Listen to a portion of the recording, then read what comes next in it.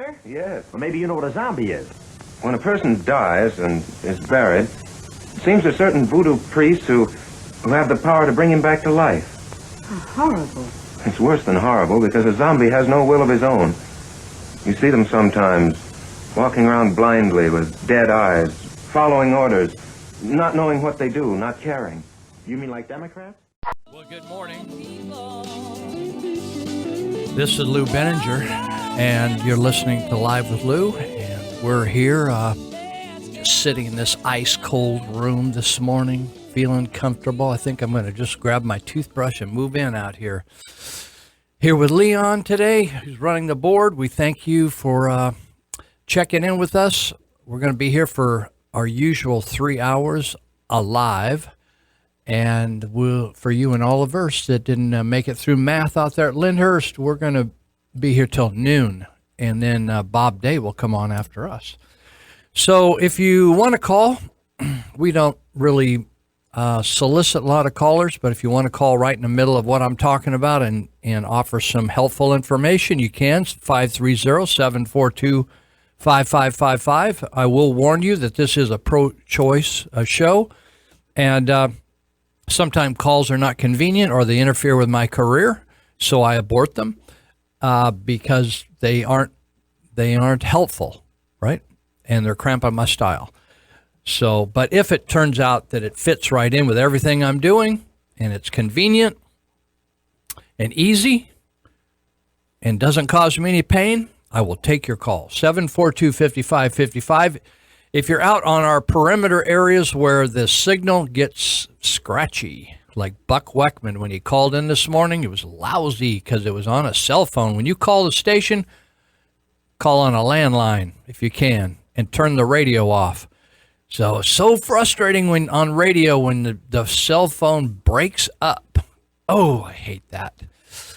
You remember the days in cell phones when you kept hearing people say, "Can you hear me now? Can you hear me now? Can you hear me now?" It was like we had tin cans on the end of a string trying to talk. Well, you can listen to KMYCradio.com. It's a website, KMYCradio.com, and hit on the Listen Live button. People said that the live stream is working this morning, so thank you, Jesus, because sometimes it's not. All right. I often wonder what the founding fathers would say if they knew what we were paying for with our taxes. And I was, rarely do I go purchase a paper. Friends of mine who actually purchased the Appeal Democrat, they give me their copies and I read used copies, right? Already read copies. They have little stains on them and everything. But I just couldn't resist today because I heard there was some interesting stuff in the paper and I wanted to cover it because there's some stuff going on this week I want to prep you for. First, and when I opened the paper, I thought, you know something, we actually pay for this. Did you know newspapers that are read by fewer and fewer people, but most of the people that read newspapers are fairly educated.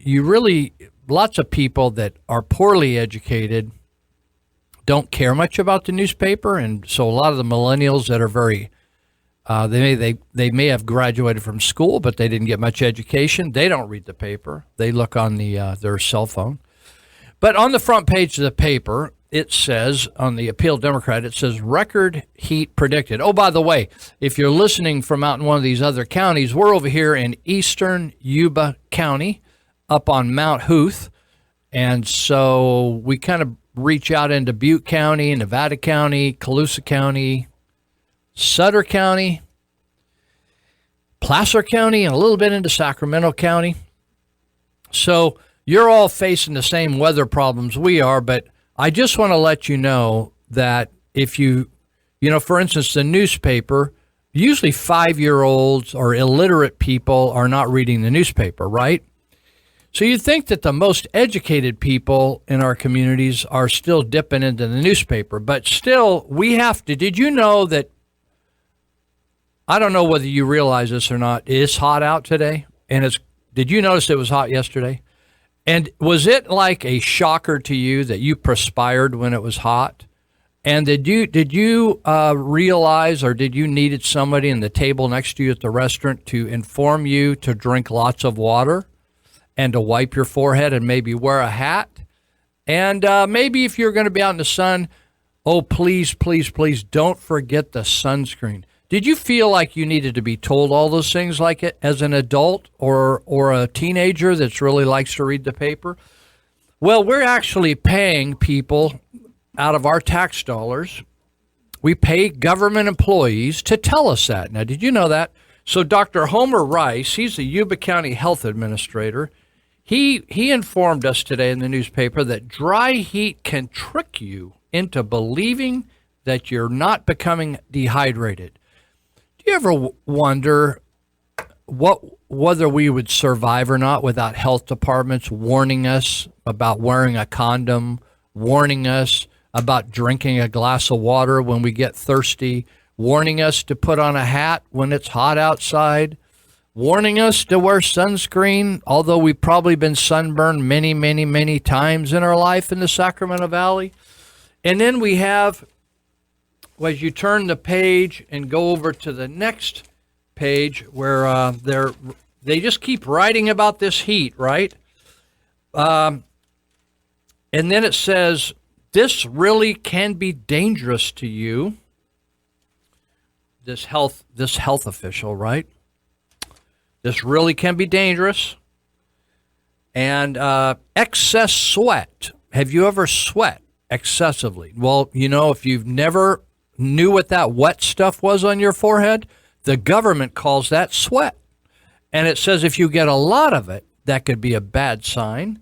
That's the first warning sign. This is the government being your mama and your daddy.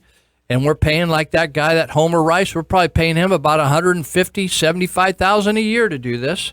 It's a first warning sign, or if you actually get a headache today, don't ignore it because you might die because of this heat stroke thing. And let's see. Rice, this doctor, he finally says, Dr. Homer Rice, he finally says, you know what his recommendation is? Don't go outside. So, okay, fine. Could you have figured that out on your own? Do you think if you walk out in a big blast of heat and you think, oh my, I think I'll just stay inside and watch the boob tube today? Well, we're paying this guy $175,000. I'll have to look this up and see how much. It may be higher than that. And he says, but if you choose to go against my suggestion, go outside, wear a hat, and please put on sunscreen. How did the founding fathers and the pioneers, that came across by buckboard and covered wagon, how did they ever survive? Rice says the thing that is most obvious is when you stop sweating. When you have a headache and you get lightheaded and you stop sweating, what's happening is your internal temperature is rising. Your brain can only take so much heat. All right, the evil is lurking. It's going to take you out. And then the Appeal Democrat couldn't go with one opinion. We had to hear from both counties. So they called another highly paid person in Sutter County. His name's Chuck Smith. And Chuck, he knows all things very well. He used to work for the Appeal Democrat, and he used to write articles. And he said, if residents stay hydrated, that means, for you and Oliver and Linda, that means you drink water. And you think, I know, I want to drink beer, but they say water's better. So Chuck says drink, stay hydrated, and stay in air-conditioned areas. That means out there in Oliver and Linda, don't be sitting on the front porch. And he says if you do all those things, if you stay in an air-conditioned area like I'm sitting right now, like I feel like I'm sitting inside of a ice chest, and he says if you do that and you drink some water, you're good to go. Now we're paying Chuck over $100,000 a year, I think, for this advice, and I just feel more comforted by reading this article that I just don't know what we would have done. What did the United States do without information officers and emergency services officers who, and they also say in this article that the local emergency services officials, these are the people that couldn't communicate well to get us evacuated at Orville Dam, that they're watching the temperature. Don't you feel good about that? That they're just sitting all day today. They're watching that temperature gauge, and if it gets out of hand, then they're going to figure out some way to cool the community down. I don't know how that is. Obama, he said that he said he was going to work on, as president, lowering the level of the oceans. So they said global warming was going to cause the oceans to rise, and they were going to flood seaboard cities like places like San Francisco and Los Angeles and San Diego and New York City, right? Those places, water was just going to be coming right down Van Ness Avenue in San Francisco.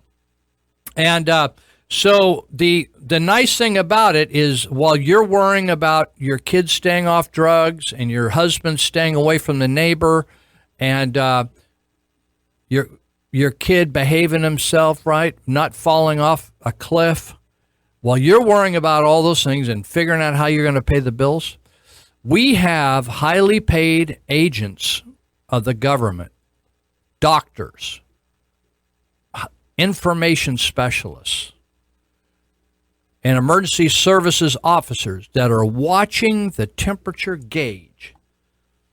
And if it should get at a threatening point, then they're going to give you more information, like, don't you dare go outside. And maybe one person could move a newspaper in front of your face really fast. It's called a fan.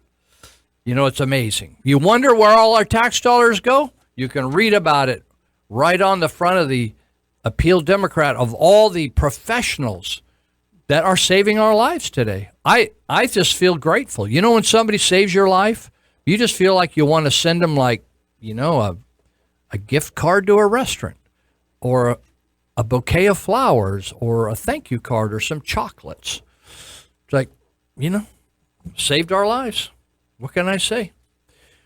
Well, how would we survive without government? I just don't, the founding fathers thought we need a little bit of government. We need a military to stop these Muslims from attacking and killing our ships.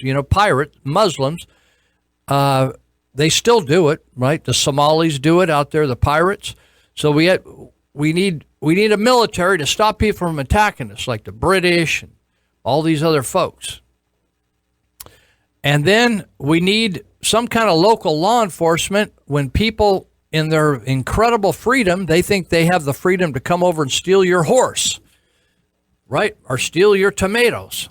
Well, in that case, we can have law enforcement official come over. Now, that's true in most cities. Doesn't work out so well in the city of Marysville, because we're a sanctuary city for vagrants and for junk cars and old trailers.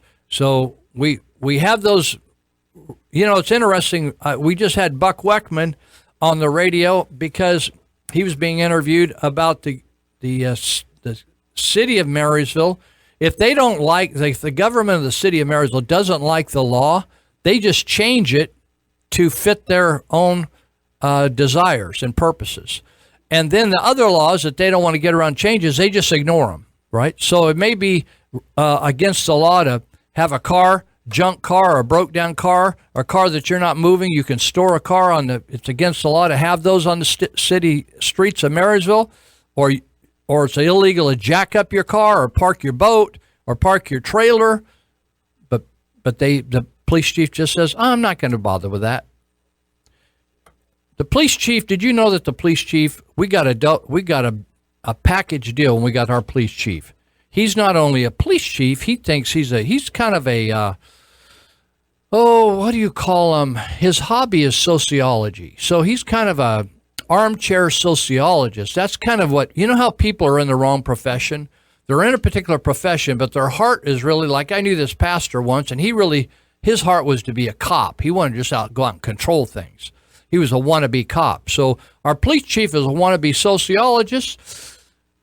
But the fact is, when it's kind of the dynamics of the word. So when you say I work in law enforcement, hold that thought. The dynamic word there isn't law, it's enforcement. And so we're not asking people to reform people or counsel people.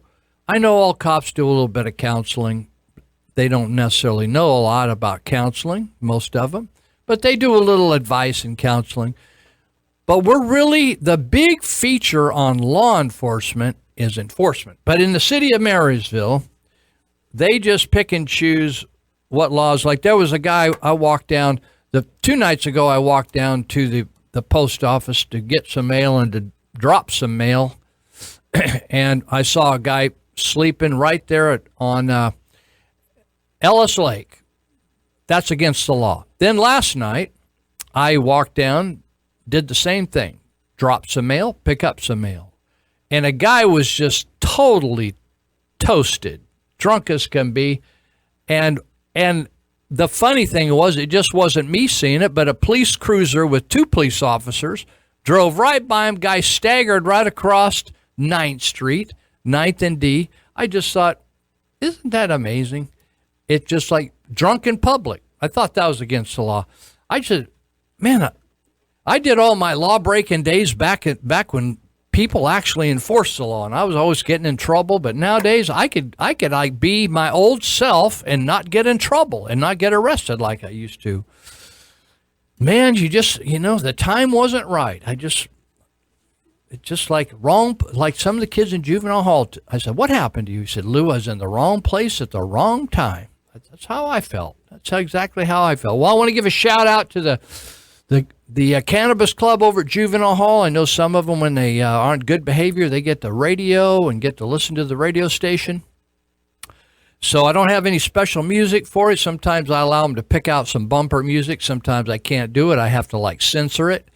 But sometimes they pick out some good stuff, and I'll run it for them. But give you a shout out tomorrow. You guys over in the main part of Juvenile Hall, they're going to have some rap music and some concert, a little mini concert tomorrow morning we set up for you. So those that aren't in Juvenile Hall, I wouldn't recommend breaking into Juvenile Hall or getting arrested to go over there. You could probably catch a concert somewhere else and not get arrested, but we're going to have a concert inside Juvenile Hall in the morning. Those out the water treatment plant at Yuba City, where we have our trauma intervention meetings, want to give a shout out to the guys and gals over there that work 24 hours a day to keep the water moving and keep things all slick so we don't get a bunch of fines over there in the city of Yuba City. And let's see who else. I know we got a few CHP officers if they're on today. And I just want to tell you, CHP officers, since we're paying the government to tell us how to take care of ourselves, make sure that you have your gun loaded out there, CHP officers, and your car's gassed up. And let's see, what else should I tell you? Drink plenty of liquids, take care of yourself, and eat a little food today. So you got a long shift going there. So, and be careful. How's that? Remember when your parents, when you left the house, they said, be careful. So law enforcement today, be careful. Be safe out there. Same with you firefighters. And by the way, firefighters with those turnouts, I just want to let you know it's going to be 105, 108? I don't know what it is.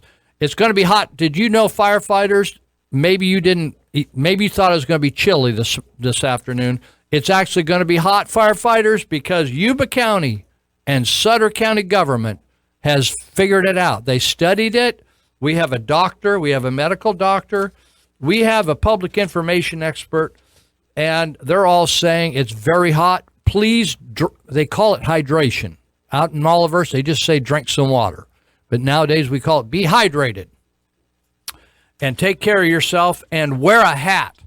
Doggone it, wear a hat. Let's see, we should get some of these little Mexican corner, little tents out there. You know how on Mother's Day they throw up a little tent and they sell flowers for the people that blew it and didn't get any gift. They should all sell hats today. Oh, by the way, I just want to give a shout out before we take a break on the first half hour here. Shout out to all the fathers out there. So it's going to be tough to barbecue tomorrow because you're going to have to wear a hat, have sunscreen, drink a lot of water, feel like you're doing the wrong thing while you're outside. Homer Rice says don't even go outside. It's like a rough Father's Day. But happy Father's Day to you. We'll be right back. Hello, and welcome to CommonSensePolitics.tv. This is an article I found on thedailysignal.com. Hilarious climate change predictions. Each year, Earth Day is accompanied by predictions of doom. Let's take a look at past predictions to determine just how much confidence we can have in today's environmentalists' predictions. In 1970, when Earth Day was conceived, the late George Wald, a Nobel laureate biology professor at Harvard University, predicted civilization will end within 15 or 30 years unless immediate action is taken against problems facing mankind. Also in 1970, Paul Ehrlich, a Stanford University biologist and best-selling author of The Population Bomb, declared that the world's population would soon outstrip food supplies. In an article for The Progressive, he predicted, the death rate will increase until at least 100 to 200 million people per year will be starving to death during the next 10 years. He gave this warning in 1969 to Britain's Institute of Biology. If I were a gambler, I would take even money that England would not exist in the year 2000. On the first Earth Day, Ehrlich warned, in 10 years, all important animal life in the sea will be extinct. Despite such predictions, Ehrlich has won no fewer than 16 awards, including the 1990 Crafoord Prize, the Royal Swedish Academy of Science's highest award. In International Wildlife, July 1975, Nigel Calder warned, the threat of a new ice age must now stand alongside nuclear war as a likely source of wholesale death and misery for mankind. In Science News, 1975, C.C. Wallen of the World Meteorological Organization is reported as saying, the cooling since 1940 has been large enough and consistent enough that it will not soon be reversed. In 1970, ecologist Kenneth Watt told a Swarthmore College audience, the world has been chilling sharply for about 20 years. If present trends continue, the world will be about 4 degrees colder for the global mean temperature in 1990, but 11 degrees colder in the year 2000. This is about twice what it would take to put us into an ice age. Also in 1970, Senator Gail Howard Nelson, Democrat, Wisconsin, wrote in Look magazine, Dr. S. Dillon Ripley, Secretary of the Smithsonian Institution, believes that in 25 years, somewhere between 75 and 80% of all the species of living animals will be extinct. Hoodwinking Americans is part of the environmentalist agenda. Environmental activist Stephen Schneider told Discover magazine in 1989, we have to offer up scary scenarios, make simplified, dramatic statements, and make little mention of any doubts we might have. Each of us has to decide what the right balance is between being effective and being honest. In 1988, then Senator Timothy Worth, Democrat Colorado, said, we've got to try to ride the global warming issue. Even if the theory of global warming is wrong, we will be doing the right thing anyway in terms of economic policy and environmental policy. Americans have paid a steep price for buying into environmental deception and lies. This is not what today is about, but there are too many guns on the street. We lose 93 million Americans a day to gun violence. I mean, I've long talked about this. No, he did not just say 93 million Americans die a day. Someone call 911. I might die today. He need a new math teacher. He need to check his facts. All right, welcome back. You're listening to Live with Lou. We're on it today. Sitting out here, well, I'm getting cold. I'm going to catch cold out here in this air conditioning. Freezing out here on top of Mount Hooth. Remember to wear that hat. The government, we're paying big money for the government. Did you hear all that nonsense at the break about global warming, global cooling? And that was Terry McAuliffe, the governor of Virginia, saying that 93 million Americans a day die from gun violence. It only takes 3 or 4 days and the party's over. We're all gone. We kill everybody off. Terry McAuliffe, he's smoking the green stuff back there. Is it legal back there? I don't know. With Virginia, I don't know. Terry McAuliffe, he's like a Clinton with a different last name. So can you believe? Now, I have long said that if you study the Bible, curse isn't just a curse word, but a curse causes problems in your life. You get a curse on you, it can be a problem unless you're full of the Holy Spirit and you can deal with it. But you can be cursed, and the land can be cursed, and cities can be cursed. Did you know that? Well, if you didn't, it's not the only thing you don't know about. It's like you don't know what you don't know. And when I've lived in the city of Marysville on and off my whole life, I was born here, so I have watched in the last, all my life, but in the last 40 or 50 years, things have just gone downhill in the city of Marysville. And I kept thinking, well, it's just that person or this person or that city council or that city administrator. And I just noticed one bad decision after another, and it just seemed like it didn't matter which city council you had or which group left and came. It just continued on. It was a habit. It was a habit of making bad choices. And so I've come to the conclusion that, if the council didn't even use its intellect, but just on each issue, just flipped a coin, they would have certain odds of getting a certain percentage right. I don't know, what is it, 50-50? Heads or tails?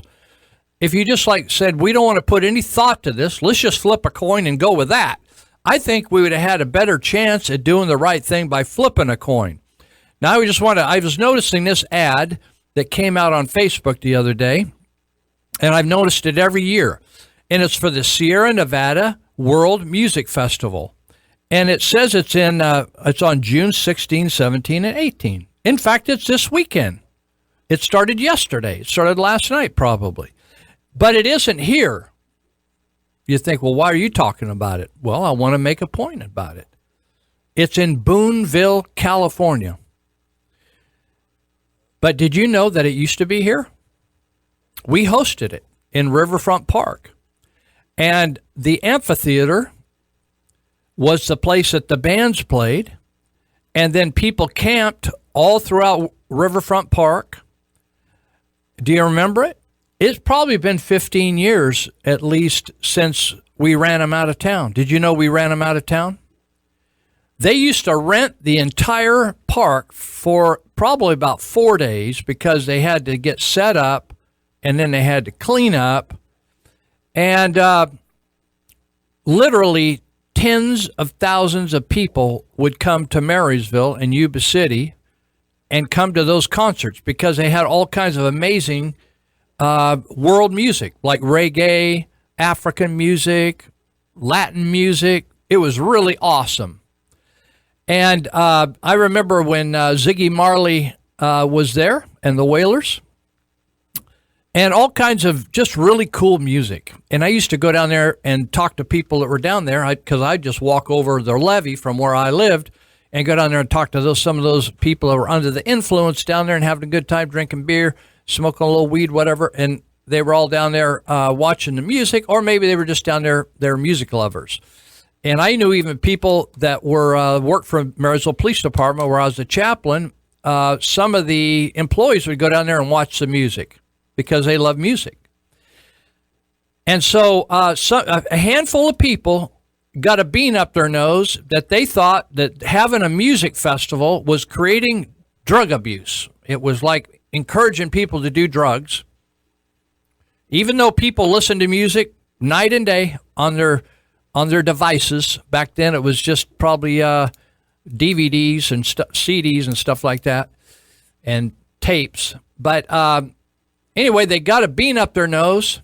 Well, by the way, when you have that many people in your town, I remember going over the grocery stores in Marysville, and the stores looked like there was a run on all the groceries because some shelves are just totally empty. I mean, they just bought everything, man. These people are like locusts. They'd come into town, and they wouldn't haul their food in. They'd just go to the store. They'd set up their camp, and they'd go to the store and buy tens of thousands. I bet they bought hundreds of thousands. We're talking thousands of people came, and they bought all kinds of stuff. They bought everything from water to bologna.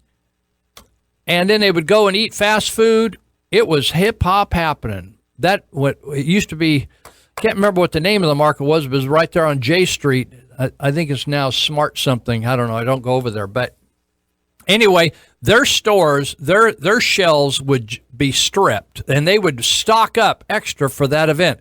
Well, the city just said that they got people complaining about it, a couple people complaining, and they ran them off. And so ever since then, they've been having this festival, and they've been making hundreds of thousands of dollars off of it in Boonville, California. So if you like world music, and there's still a couple days left, you can get out. But I thought it's just a symbol. When you drive over like a Riverfront Park today, it's just like desolate down there today. But if we would have handled it differently, if we'd have made a different decision, we could have had 5,000 people down there, and music all day, and buying thousands of gallons of water and sodas and drinks and beer and whatever they buy, right? Food, burgers, cooking, all kinds of stuff. But no. Can't have that. Just let another city have it. That's the city of Marysville. Well, I wanted to talk about some of the wild decisions going on in the city of Marysville. And this is so amazing because I was raised by parents who did not believe in going into debt. Isn't that interesting? The only thing in our house, my dad was a veteran of World War II, so he got a VA loan, and he paid on that little VA loan his whole life to get our house. He built a house. We used to live in an apartment downtown Marysville, and then he built a house in East Marysville. His brothers built it, but he bought all the materials with a loan. And he had a VA loan. And boy, we thought it was cheap interest. Back then it was 5%. We just thought that was a steal. Nowadays, you almost get no interest on these loans. Amazing. So anyway, but that was everything else. Can you believe this? This is hard for a lot of these youngsters to believe. Everything else was purchased with cash. Cars, didn't buy a car without cash. Didn't buy clothes without cash. Didn't charge a thing. Charge cards, I remember the first time when I went to college, they had all the credit card companies, when you went to college, they would sign you up for a charge card. And I thought, oh, charge card, that's an amazing thought. But because I was raised in a family, we just paid with cash. I thought, oh, I don't need one of those. I got some cash in my pocket. So it's fascinating to me that the city council of Marysville doesn't have any fear of debt. I don't like debt myself. And I'm not one of these Christians that always says God said this and God said that, but I can look back in my life and see that God did tell me some things. He just gave me some thoughts that were smarter than my average thought, and I took it up. And one of them was, don't get into debt, right? So I've been staying out of debt all these years, and the reason was that someday God would have me do something and be involved in some things where debt ties you down, right? It's like a ball and chain around your neck or ankles or whatever. And it's like shackles on you because you've got to get on that squirrel cage to make those payments all the time. So remember, I felt like God saying, stay out of debt, dude. Be happy with what you got. Hold that thought. So the city of Marysville, it's so interesting. There's a great article written by a guy I don't even know, Patrick Groves. He wrote this really very informative article on page number 4, A4 of the Appeal Democrat. And I appreciate him going to all the work to do this because it informed me about what's going to go on in the city. Now the Mayor Ricky Scamilloa has made a couple comments in this article about the budget. It's going to be discussed Tuesday. Now, I want to tell you, if you're in the city of Marysville and you have any concern or care about the future, if you plan on not moving, I think most of you that have any sense should move. But if you're tied down here, if you got a house that you're sunk in, or you just think, I'm just going to stay, I like Marysville, whatever, regardless of what happens. But if you want to have some input, you better go to the Tuesday city council meeting. I think it starts at 6 o'clock. At City Hall at the corner of C and 6th Street, that white building that's needed a paint job for about 15 years. So Ricky Scamilloa says, he's quoted in here, says, without Measure C, that was when they raised sales taxes back in 2016. He says, without Measure C, we would have had to cut even more services. We can't print money, so that's just the reality that's there. That's Ricky Scamillo, the mayor. Now, the mayor, he couldn't manage himself out of a wet paper bag. I don't think he could run a cleaning service if he cleaned houses. Did you know that Ricky Scamillo is highly educated? He's got a master's degree, but some people are educated far beyond their intelligence, and he has no idea what he's doing. So when he says at Measure C, the adding 1% to the 7.5% you pay on everything you buy, that's going to bring in maybe $1 million to $1.5 million a year. So he says without that, they would have had to cut services. Now, that is a lie. Well, let me say it another way. Maybe it isn't a lie. Maybe he's just stupid.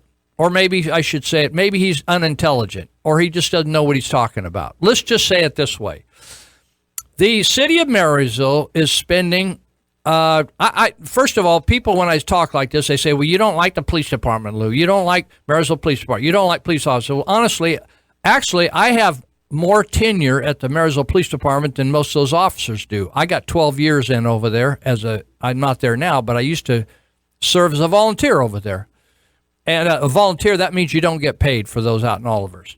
So anyway, I served a long time over there. So they say, oh, you don't like police. Well, I still work with the police all the time. In fact, I was on the phone with one of the Marysville police officers this last week, helping arrange painting the inside of the tunnel by Marysville High School today. So there. So take that while I say this. We're spending about $1 million a square mile for policing in Marysville. Did you know that? We have about 3.2 or 3.4 square miles, and we pay about $1 million a mile. That's a lot of money, right? The fact is that the city of Marysville, the city council, the city manager, they have just teased the county sheriff's department. They keep saying, well, we want to know what it would cost for you to do this and that and take over police department, but they never really have asked for a formal proposal. They've talked about it. It's kind of like either piss or get off the pot. You ever heard that term? In other words, you would think that the city council or the city manager or the finance manager, if they're really desperate for funds, would be interested in the county sheriff's department, what the county sheriff's department could offer if the bottom line wasn't ego or building a kingdom, if the bottom line was just getting the biggest bang for the dollar for the citizens' taxes. You would think that they would at least ask the sheriff's department for a formal proposal on what it would cost for them to police the city. Now, some of you don't know this, but many, many cities in California, a lot nicer cities than Marysville, very nice cities, San Juan Capistrano, Laguna Niguel, lots of cities. They don't even have police departments, and they have big multi-million-dollar, bajillion-dollar budgets. They're hanging over the Pacific Ocean. Everybody would lust to live there, and they don't even bother with the police department. Do you think why? They don't have crime? No, they got crime. They just have the sheriff's department take care of business. It's more cost-effective. Half Moon Bay did that just a few years ago, a little tourist town over on the Pacific coast, Half Moon Bay. They gave their parks department and rec department and police department to Santa Clara County Sheriff and Santa Clara County operations. So anyway, the city never, ever, of all this fight back and forth over 2 years, we're broke. Why they wouldn't go to the sheriff's department and see if they couldn't save $1 million a year, maybe. That's my guesstimation. It's just a guesstimation. I didn't do the numbers, but I just look at what is redundant. Do you know redundant? That means two people doing the same thing. One person is not needed, right? And most of the services that the city of Marysville has, like they have dispatchers. Yuba County already has dispatchers. They have a chief. Yuba County already has a chief. They call him a sheriff. So there's a lot of duplication that we wouldn't have to change one thing. You just eliminate that whole job. But in government specialty is to grow and duplicate, be redundant, and get really obese, right? So then they can tell you when it really gets hot outside, they feel like, hey, I'm in public service. I'm saving somebody's life today because I told them there's a chance. Listen, if you go outside if you get wet on your forehead, that is called sweat. And if you sweat too much, then you're going to get sick. And by the way, do you know the clear stuff that comes out of the faucet? That's called water. And you need to put a certain amount of that in your body every day. You know, we pay for that now. We need that kind of input from our government figures. So the fact is that when they say that Measure C made possible all these public services, that's not true. The fact is there was plenty of money coming in. They were just misspending it, and they needed to change how they spent it. Now, how did the city of Marysville get in such a predicament where police and fire were short of money? Well, the city council in the early 2000s, about 2006, decided to speculate on some property on B Street. Speculate means they went out and they had no money themselves. The city had no money themselves, not even for a down payment. And they bought up about 5 acres of property along B Street, along Ellis Lake. And they went out and floated some bonds. They didn't go get a loan where if you couldn't pay it, you could give the property back. They floated some bonds. And they not only floated bonds, but they floated all the first few payments. They even borrowed enough for the first few payments. Isn't this crazy? And we're talking about borrowing money and living on borrowed money. So they thought, oh, well, we're going to merge all these 5 acres and we're going to sell it to a developer and make a lot of money and develop the city of Marysville. But right after that, the economy tanked. And so the property sits barren today. But we have these payments of nearly $700,000 each year that we can't afford to make. So instead of keep dwelling on that, what they said was, no, that's not the problem. The problem is there's just not enough tax dollars around. Well, there wasn't enough tax dollars around because they went out and bought property with no money down.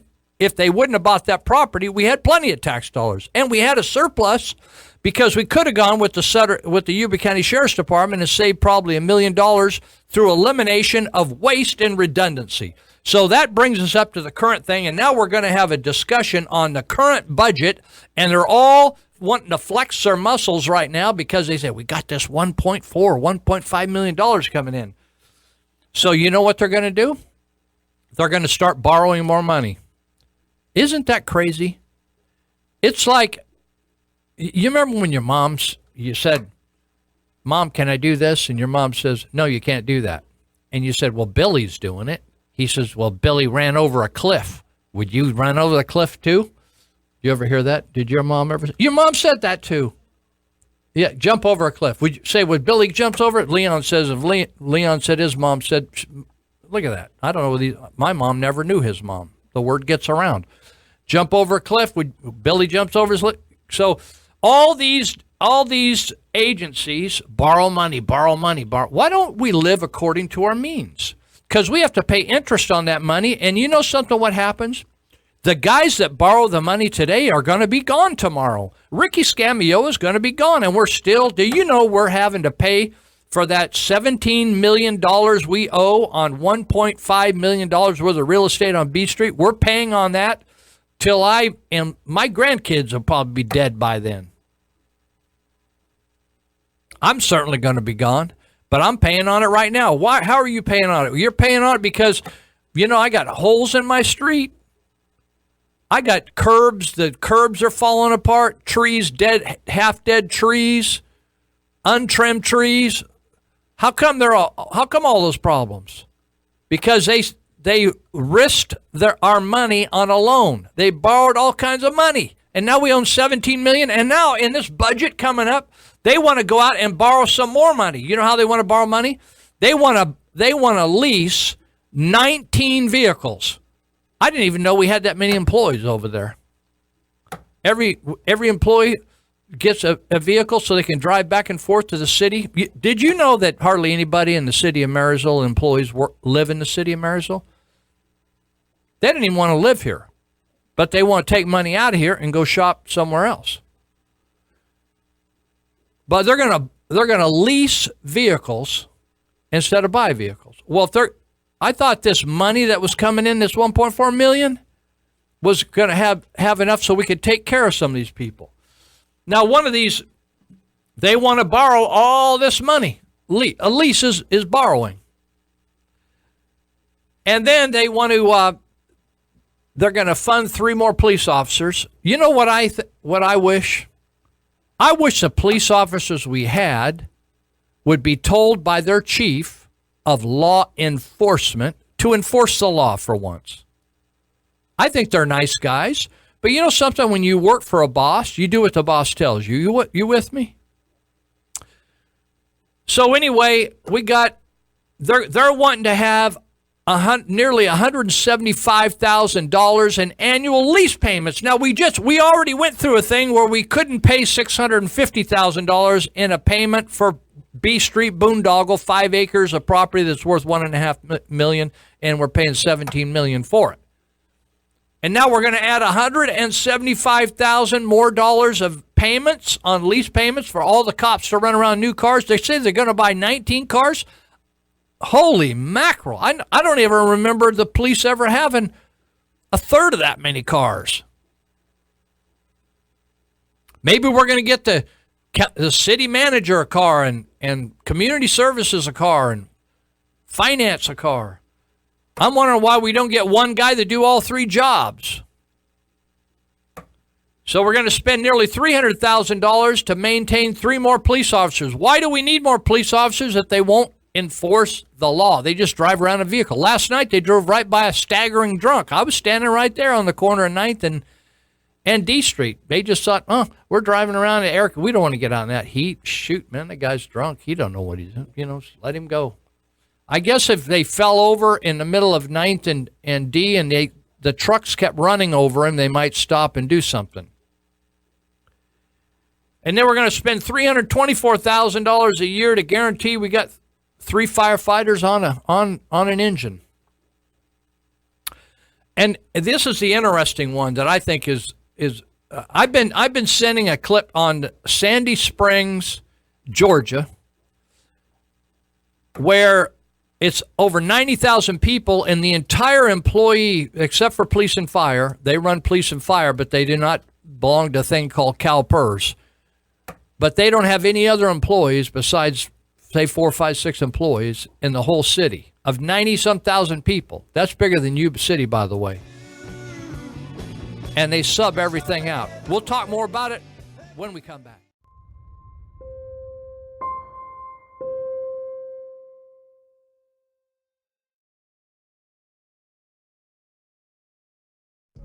A few years ago, when I was visiting relatives in China, I struck up a conversation with a bellhop in a hotel lobby. Oh, he must have been not more than, say, 19, 20 years old. And his eyes lit up when he heard I had come from the United States, and he wanted to know everything about it. But before I could get started, he says to me, 美国真好，你有自由, which means America is truly great because you have freedom. That's something that's always stayed with me all these years. It's a simple truth that even a Chinese kid recognized. Freedom, in fact, is the only thing promised me when I came to America as a teenager who didn't speak a lot of English and only had barely enough money in my pockets. But I was free to pursue my dreams and choose my course. I tried a lot of different things, to be a journalist, to be an entrepreneur, considered a career in the military, in the CIA. I succeeded in some things and failed in others. But at the end, I was free to choose. My successes and failures all on me, as the way it should be. Now, behind me right there, that's Camp Pendleton, where our Marines train every day to defend and possibly die for our freedom. And sadly, I think today a lot of people in this country are taking our freedom for granted. Something that a Chinese kid craved and cherished, we're kind of giving that away. That's why we really need to defend our freedom vigorously. And I decided to become a freedom fighter. I'm Sam Chi, and we are Breitbart. All right, we're into our second hour. It's blazing out there. The government says so. Drink some water. Watch out for the water on your forehead. And we're freezing out here in our building. We're getting out the tissues. My nose is starting to run. It's so chilly in here today. We're enjoying it up here on Mount Huth. And we're talking about the city of Marysville. You know what I always like to think is, would the government officials spend their own money in the same fashion they're spending my money? Interesting thought. So, in this new budget that's going to be discussed Tuesday at 6 p.m., you should go. If you think you're going to hang around the city of Marysville very long, you should go and give them your 2 cents worth. Go to A4 on the get yourself a paper today, the Appeal Democrat, and go to A4 and read all about it. And they want to spend about $75,000 on a new maintenance worker to work on the parks maintenance. Now, I wonder about that because I've already heard that Mr. Munchheimer, even though he's going to leave in October, my hope is he leaves right away. We can replace him with a fresh horse.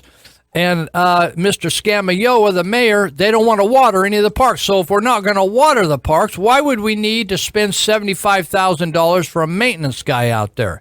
Unless it's just to pick up a dead body once in a while, which Sheriff Durfer could probably handle that. So to me, parks and parks maintenance and public works is an easy area to subcontract out. Now, think about it. What could you do? That's $6,000 and change a month, $6,000 to $7,000 a month for one parks worker. Now, obviously, that parks worker doesn't put that money in their pocket, right? They wish they could, right? Parks people are typically underpaid. And so what happens is that extra money, what's it have to fund? Well, it has to fund a vehicle. It has to fund payroll taxes. It has to fund pensions. And it has to fund health. And it has to fund this and half to that. What if you found a yard maintenance operation that the guy's self-employed and he doesn't have to do all that? He doesn't have to pay all that because he's self-employed. And he makes you an offer you can't refuse. And he does it for $3,000 or $4,000. So that's $2,000 left in your pocket. Now, city government does not think this way because they just know that they can always go get some more money. Now, Mr. Scamayoa says, well, we can't print money. No, they just come and take it out of your pocket. Like they convince you that the city's going to go down the tubes unless you vote for this 1% raise in taxes. And then they add another fee like if we need to come and inspect your business. They can't do your home because of constitutional restrictions, but we're going to come and inspect your business. And when we show up, you need to pay $75. They just nickel and dime you to death and fee you to death. Now they want to spend another $50,000 to do a master plan for parks and open spaces. Now, this is really adding insult to injury. It's like like when you're sweating, working outside, and you think, oh, this is really hard work. It's hot out here. It's 108. And Chuck Smith from the Sutter County told me it was too hot to be out here. Mom, we shouldn't even be out here. This is crazy. And we don't have enough water to drink. And then salt from your sweat gets in your eye. This is what this is like, salt in the eye. To spend $50,000 to fund a parks plan when we can't even maintain our parks. We won't even contribute money to take care of our parks. We don't water our parks. We don't even trim our trees in our parks. And then they're gonna authorize up to $25,000 to build a new city website. Now, anybody in business knows that rinky-dink website, I mean, forget rinky-dink. What do you need? This isn't an Obamacare website. This is just a basic website to help you learn what the city services are and to send an email to the city council people or to the city staff. One of my tip volunteers built our website, has built it twice, and did it for free. And it's got a lot more bells and whistles on it than the city website, which is now down. But they said, oh, well, we're not really going to pay $25,000. Originally it was $30,000. We're not going to really pay that. We're just going to leave. We're going to get requests for proposals, and it could go up to $25,000. It's crazy. That website shouldn't cost a few $1,000s. It's totally insane. Are you thinking that you would put out a bid if you were spending your own money on your own business website? You would put it out for $25,000. You people have totally lost your friggin' minds over there. And then are going to spend another 19 grand to begin implementing some of the Bounce Back first year action plan. What happened to Bounce Back? That thing is dead in the water. It's got a stale stench about it. It's a 3-ring binder on some shelf in there that they dropped a few $100,000, and they haven't got a clue what they're doing. And Muncheimer's history. The best thing they could do is find a part-time city manager that could also do the finance or sub out the entire finance. Why don't you find a good CPA that's hungry for business, a new CPA that's got some government background or just financial management background and sub out that entire position, the finance person's position. We got all kinds of CPAs in town. Or a retired finance guy that's worked for corporate business and just have a part-timer. We don't have a city. We call it the city of Marysville. Marysville is a town. It's 12,000 people, 3.2 or 3.4 square miles. You could walk across it in 45 minutes from one end to the other. What in the world do we need an entire city government with full-time people making $100,000 to $200,000 each per year at the top end of this government? Sandy Springs, Georgia, they started from scratch. It's easier to start from scratch. They created a new city out in the county. But they subbed out their public works and community service. They subbed it out. Yeah, you might have a secretary coordinating stuff, but engineering, they just subbed the whole thing out. You know, the easiest thing to do is the same. That's why abused women stay in bad marriages. Because the easiest thing to do, though you're abused, and the less freaky and the less threatening and the less fearful, is to just stay in an abusive relationship instead of like trying something new.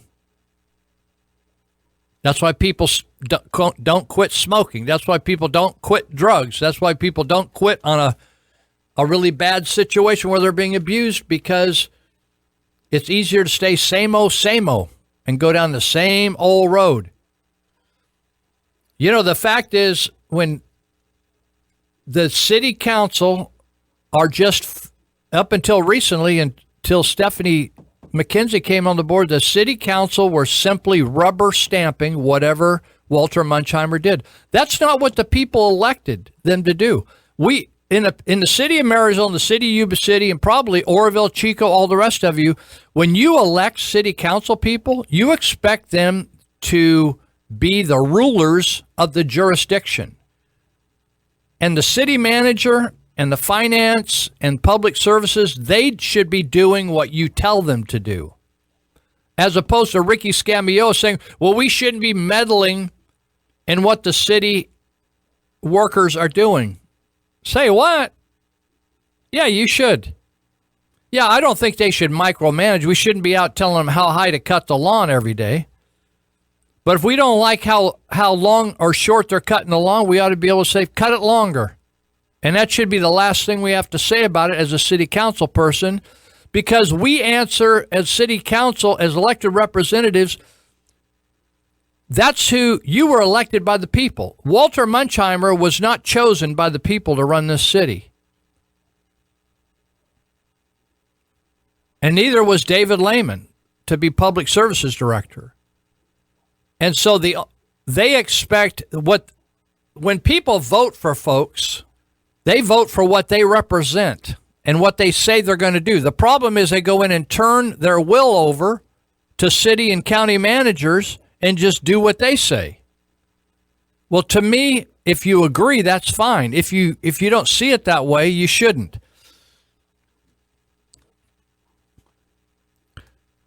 We need to do something different the way we run the city of Marysville. We just don't need to get a new person to slip into the city manager suit and fill the same old spots, same old, same old. We're paying way too much for administration. We're paying too much for services that we could get some other way. We're paying for a police department we could get done $1 million cheaper. But you're just doing same old, same. Yeah, I know these shoes don't fit, but they just, they don't, they just, I've worn them. I've worn these type of shoes for years. I know they feel uncomfortable.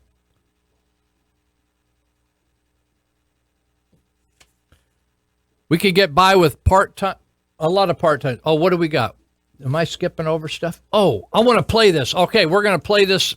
Thank God for Leon, man. He's keeping me on track. I'm running off the road here. We're going to play a clip from Sandy Springs, Georgia, the city that outsourced everything. Listen to this. Sandy Springs has no long-term liabilities.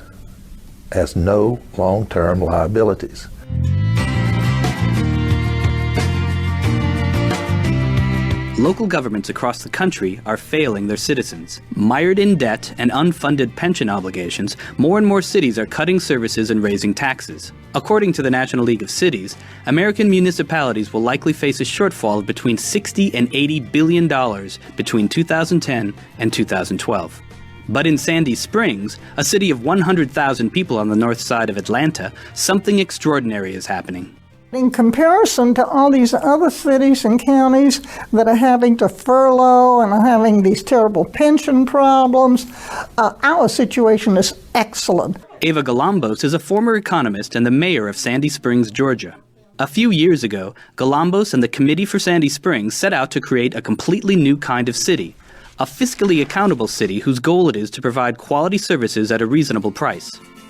Longtime Sandy Springs resident Oliver Porter was also a member of the Committee for Sandy Springs. The responsibility for actually implementing the city fell on my shoulders. Porter is a retired corporate executive, an artist, and the author of 2 books on how to create a 21st century city. This is the story of Sandy Springs, Georgia, the city that outsourced everything.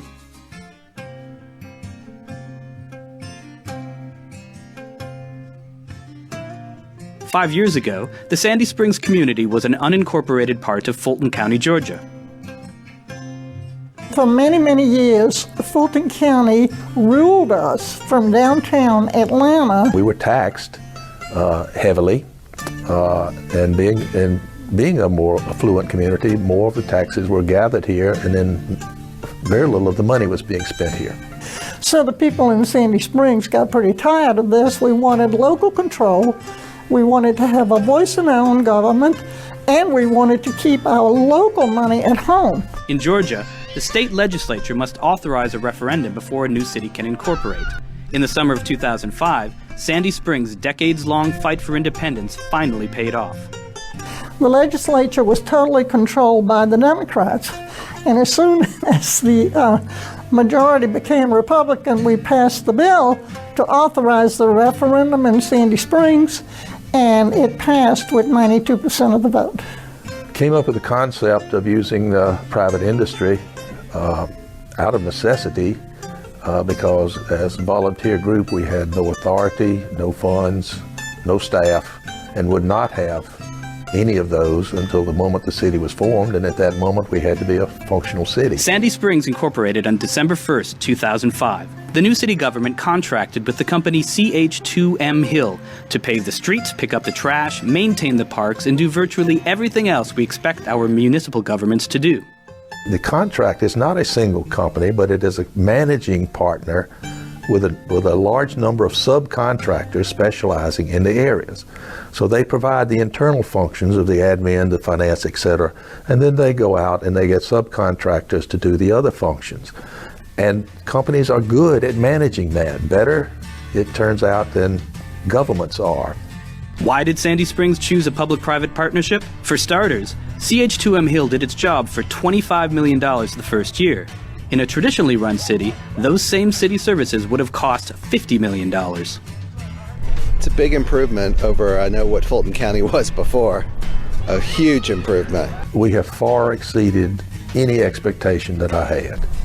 By operating more efficiently, Sandy Springs has been able to make the kinds of capital investments that Fulton County had failed to make for decades. We never saw any paving of roads. Our roads were deteriorating.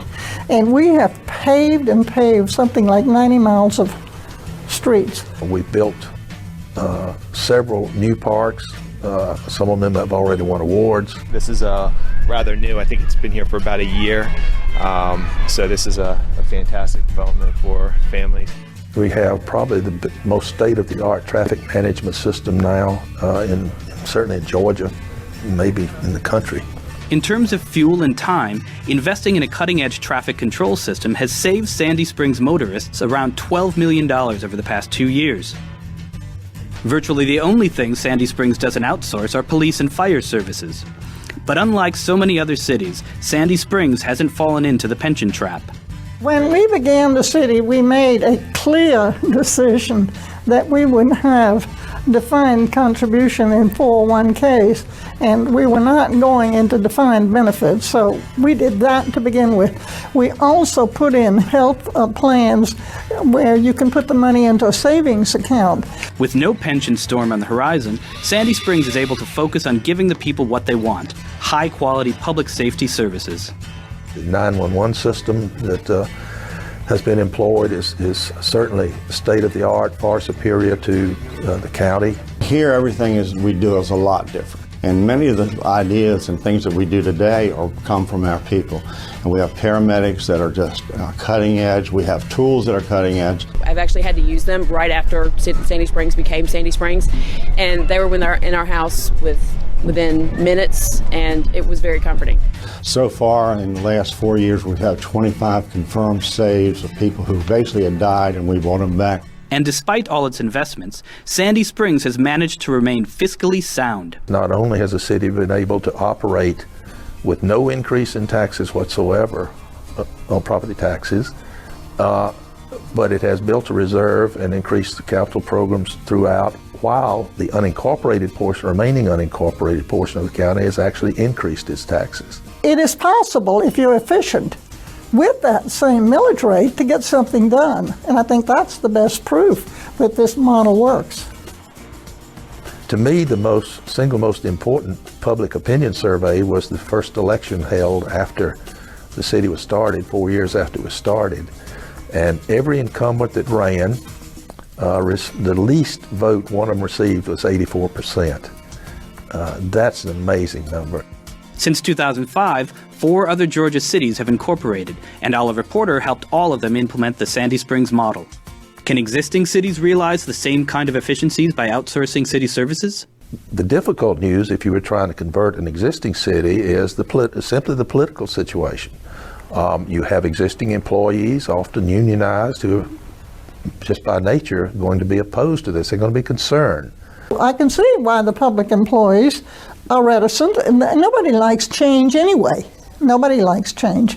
But if your city is fixing to go bankrupt, there may have to be some change. I think everyone is aware of the financial difficulties of so many municipalities across the country. And I think it's time that people get very serious about looking for an alternative, and I know of no better alternative to look to than the public-private partnership model. All right. Well, if you just tuned in, you're listening to a clip from Sandy Springs, Georgia, that runs a city of over 90,000 residents and subs out almost all of their city services to private contractors. They put them on a 1-year contract and renew it every year if they're worthy of renewal. And it's a great deal. After we come back from the break here in a minute or so, I'm going to play you a clip called Stockton, California Went Bankrupt. Is your city next? Our city's coming. The city of Marysville. It's so fascinating. Now, if you're a city of Marysville resident, you should go to the meeting this Tuesday night at 6 o'clock after reading the article called City Council to Discuss Marysville Budget on Tuesday. It's on A4 of the Appeal Democrat. This is an amazing statement if this is even close to being right. They're talking about creating a community development and services department. The goal of the department, which will replace the current city services department, will be to create housing. Have you ever seen a government create housing? And the second one, raise the median household income. Now, the next thing is they're going to be pray over people and cure cancer, these guys down there. Now, this other one, improve the appearance and functionality of the neighborhoods. I think they could help us on that, but we could sub that out as well. So we'll be right back. So hang in. We got another clip right after we finish here. With the country on the verge of a constitutional crisis and a level of hysteria not witnessed since Watergate, the greatest political hoax since Eve convinced Adam to eat that apple is being spun by Jim Comey in a conspiracy worthy of a Greek tragedy. And like all Greek tragedies, there's no good ending.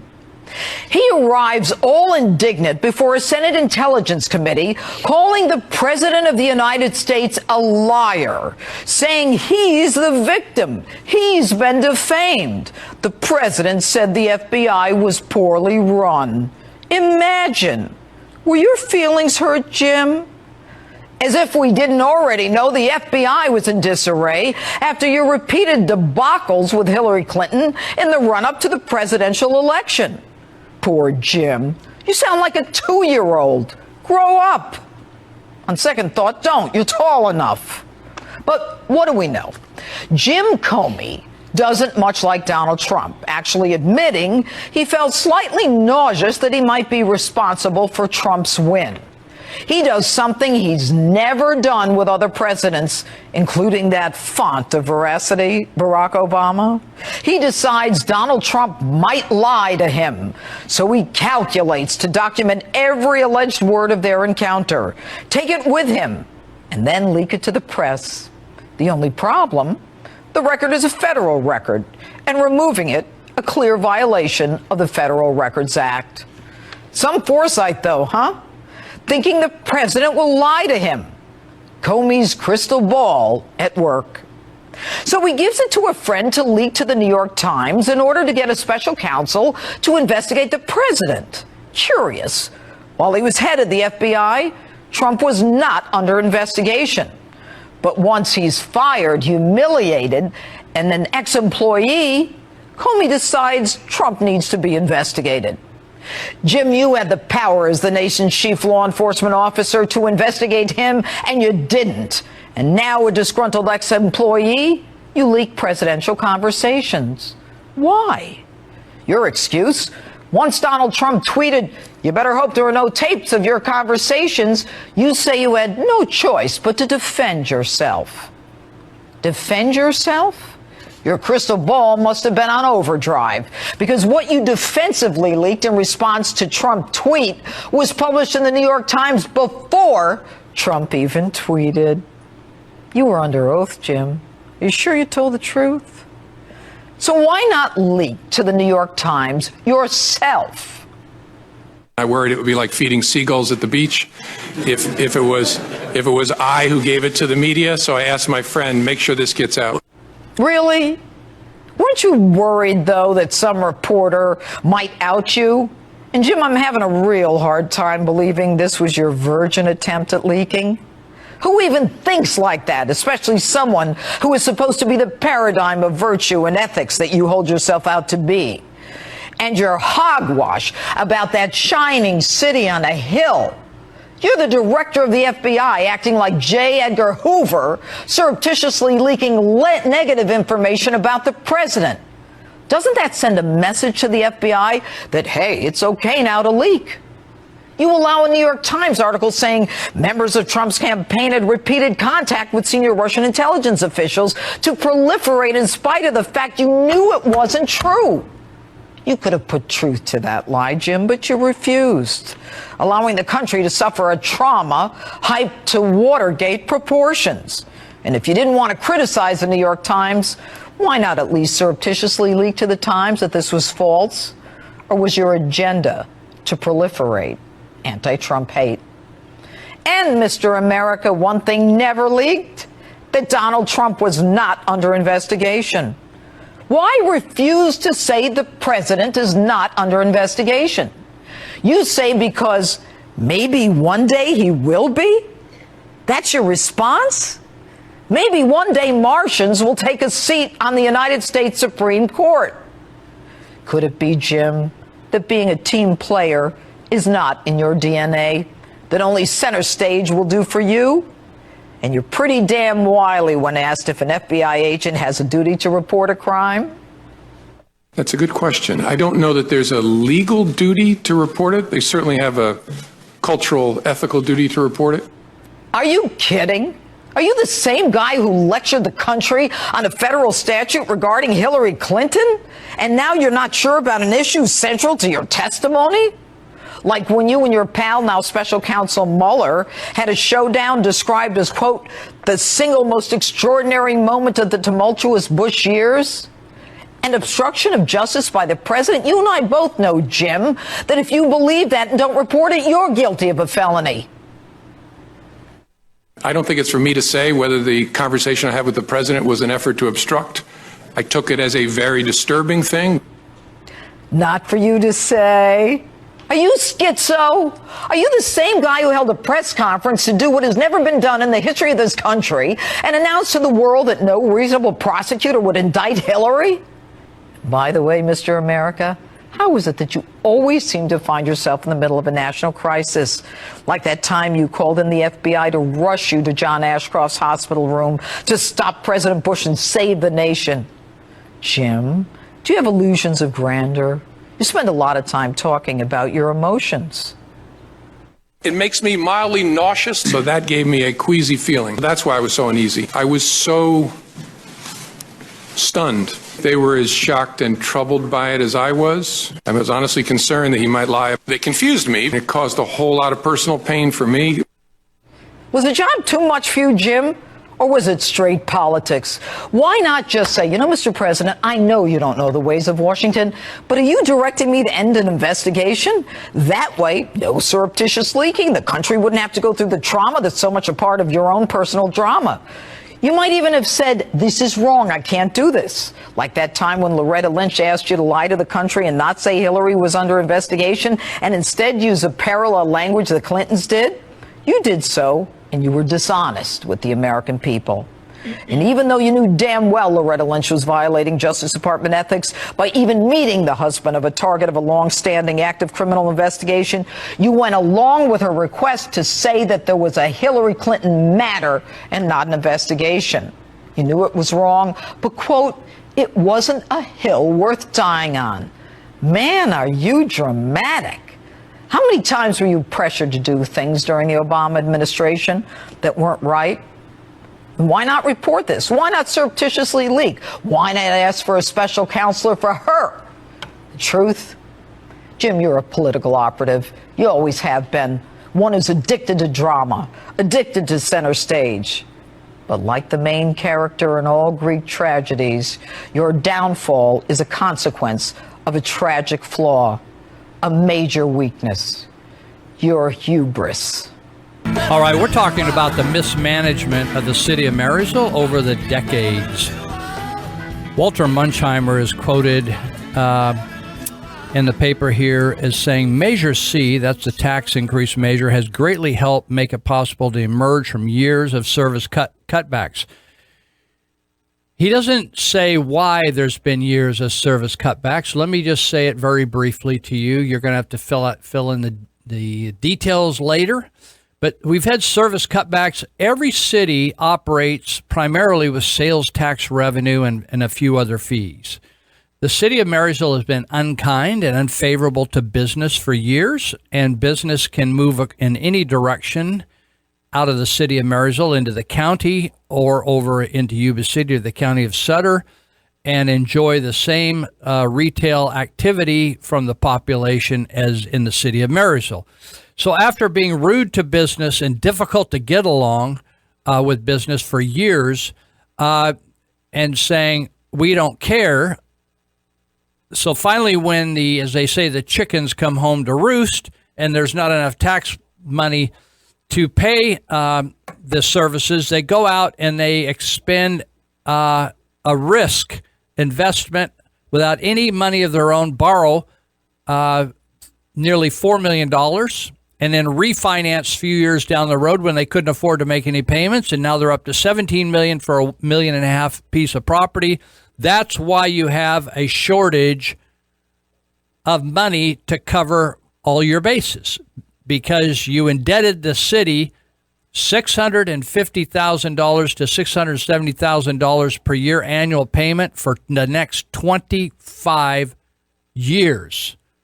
You don't want to talk about it because you don't want to be reminded that it wasn't Munchheimer that was here. In fact, this current city council only has, I believe, one person on it left that voted for that, which is Ricky Scamioa.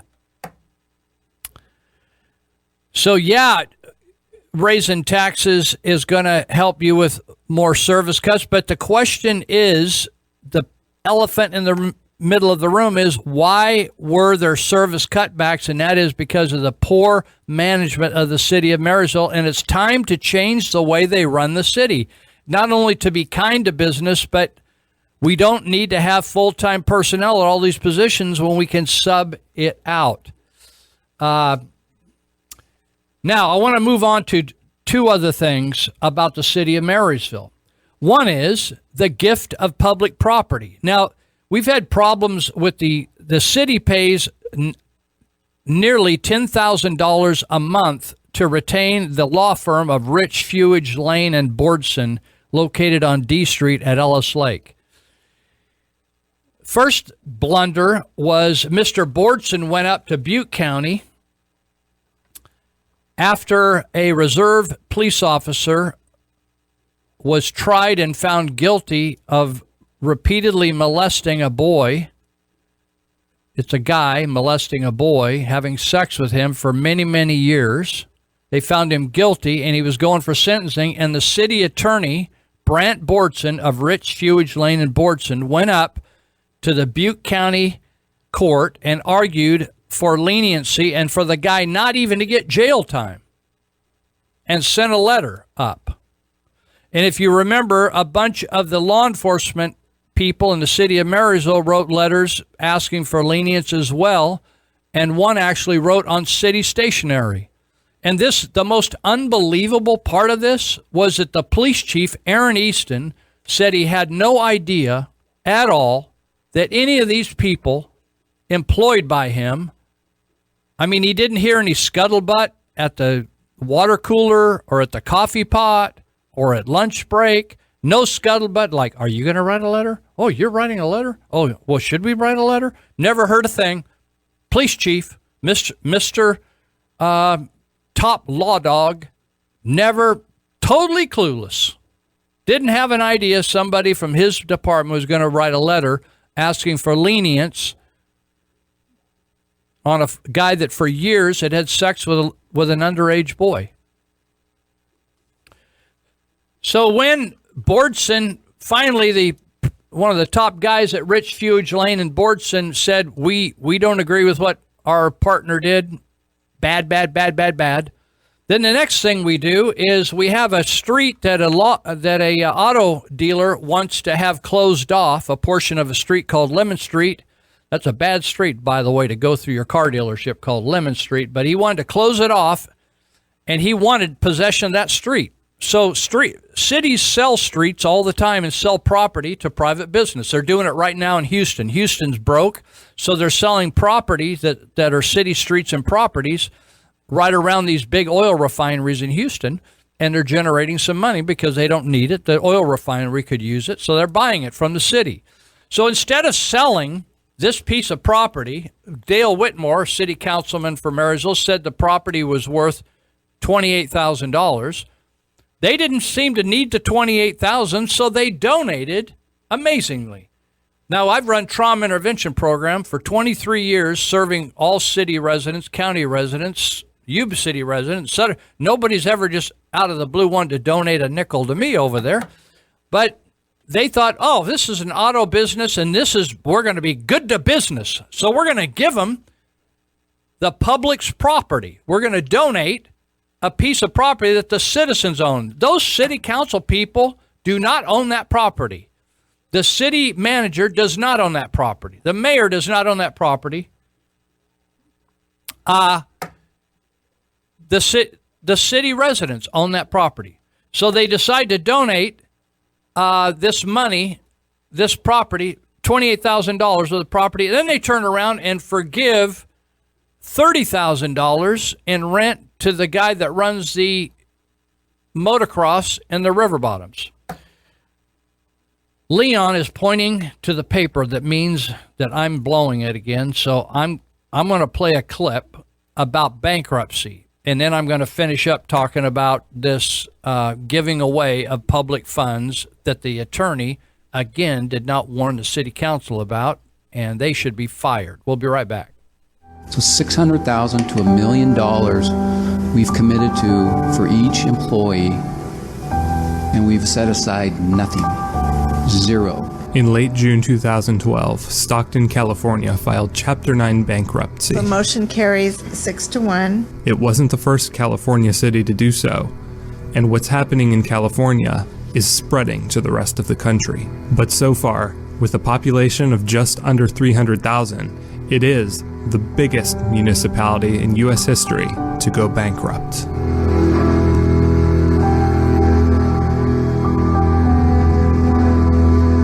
An agricultural center located just outside of San Francisco in California's Central Valley, Stockton was a booming suburb in the 1990s, providing an affordable living alternative to the pricey real estate of the Bay Area. Living large off the new property taxes created by the housing bubble, the city government spent lavishly on big public works projects like a waterfront park, an arena, and a brand new city hall, which sits nearly empty, as the city government could never actually afford to move in. Promotional flyers still remain plastered to empty buildings downtown, reminders of a more hopeful time.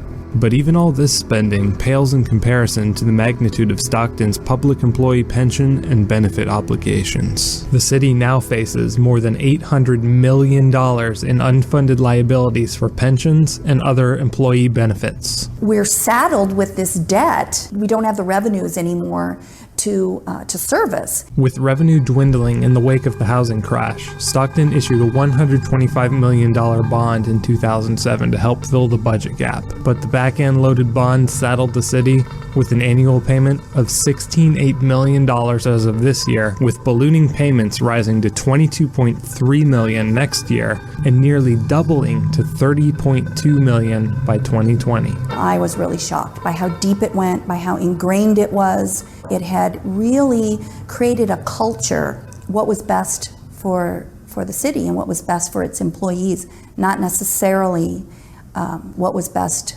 for the public. Miller describes a political culture in which generous handouts to public employee unions were masked through tricky accounting of a savvy city manager who enabled local government officials to give in to nearly every union demand. The quality of that information that the councils received in the 1990s from then city manager Dwayne Milnes was not complete.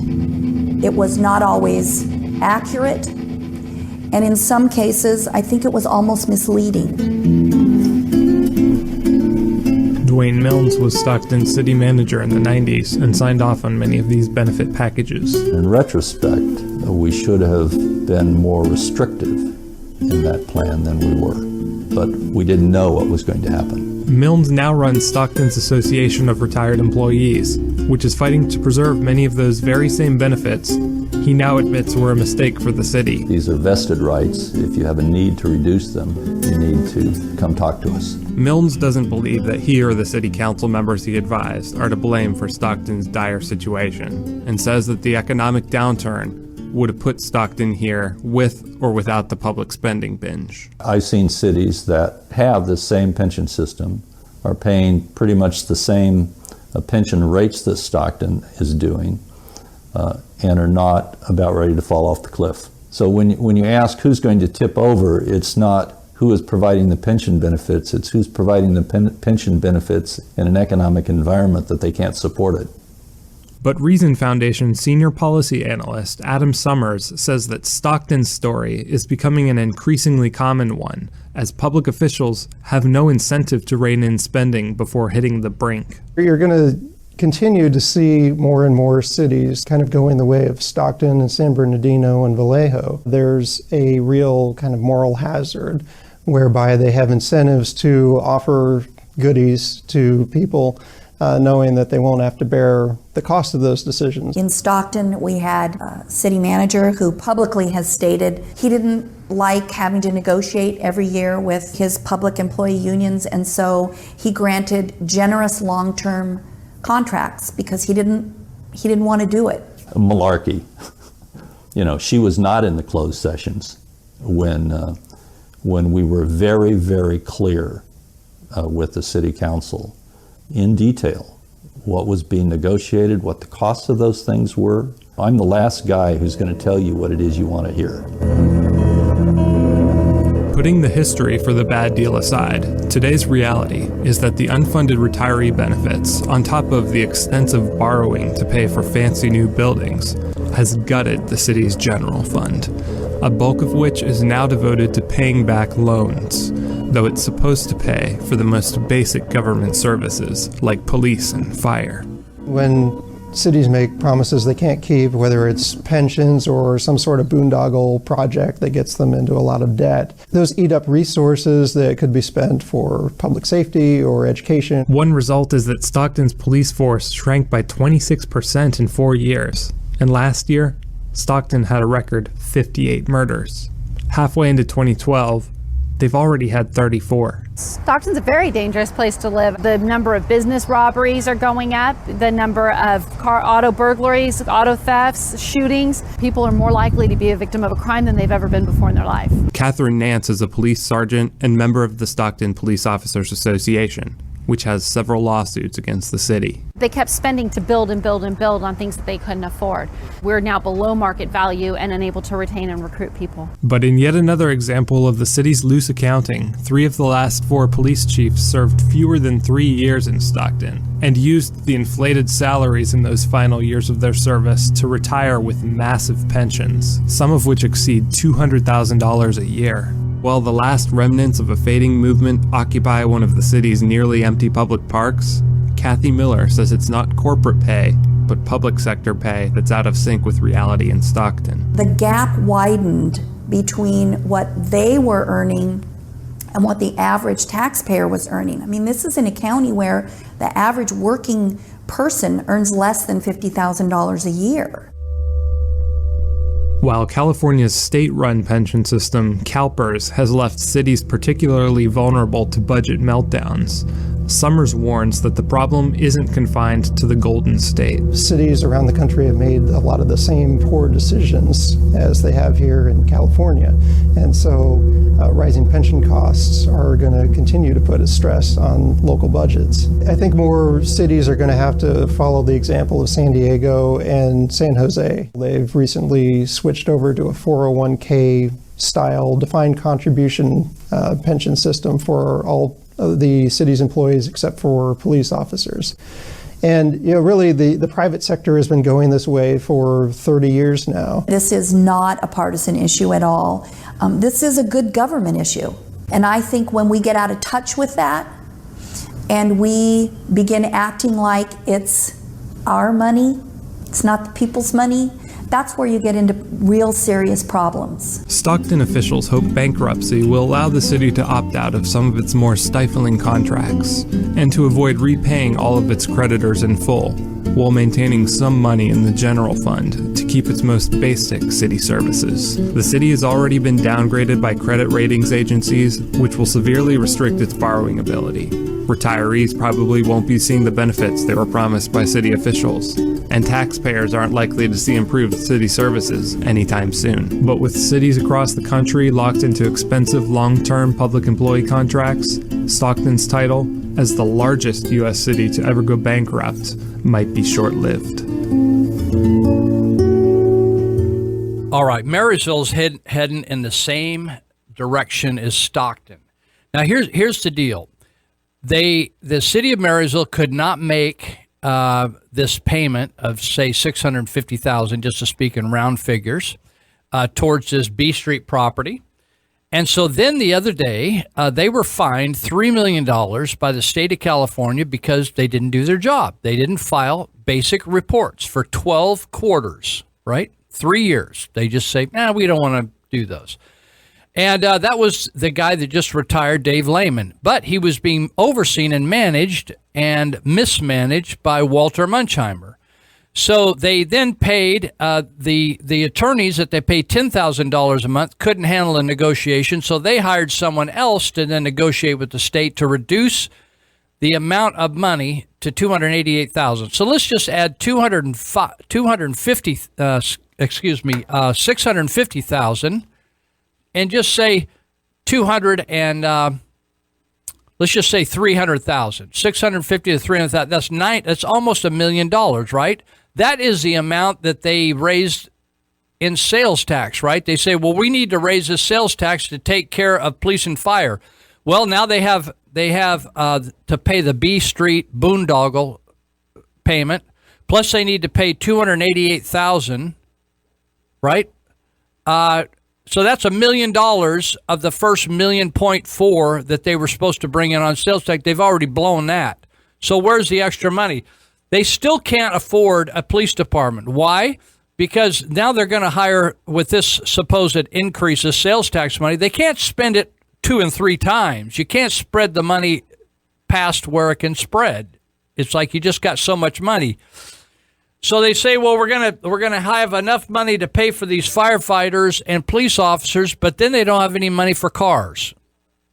So now they want to lease 19 cars, go into more debt. Listen, people, the city cannot afford the services the way they're running the services. They can't afford, just like Sandy Springs. If you looked at other clips about Sandy Springs, Georgia, you would realize that they are saving 20% of what they used to spend on the same services, and so they're putting it back into infrastructure.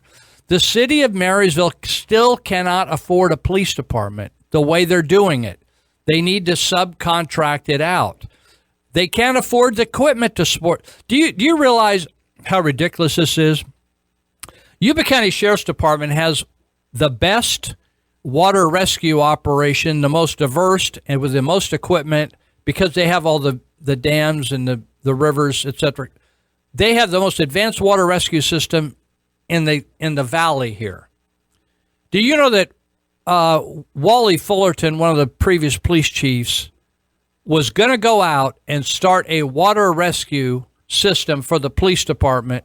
When they're located, you could throw a baseball from the police department and hit the sheriff's department, and he thought the taxpayers should fund an entire separate water rescue for the city of Marysville. That's how stupid this thinking is. It's absolutely a total waste of the city's money. We could be doing this entirely different, saving millions of dollars a year, instead of going out and putting the citizens in debt for millions of dollars to buy cars and other stuff on leases, etc., etc. Borrow. When are we actually going to pay back the debt that we've already incurred? We'll be right back. We got 1 minute. All right, let's go. Let's just take a break. Let's take a break.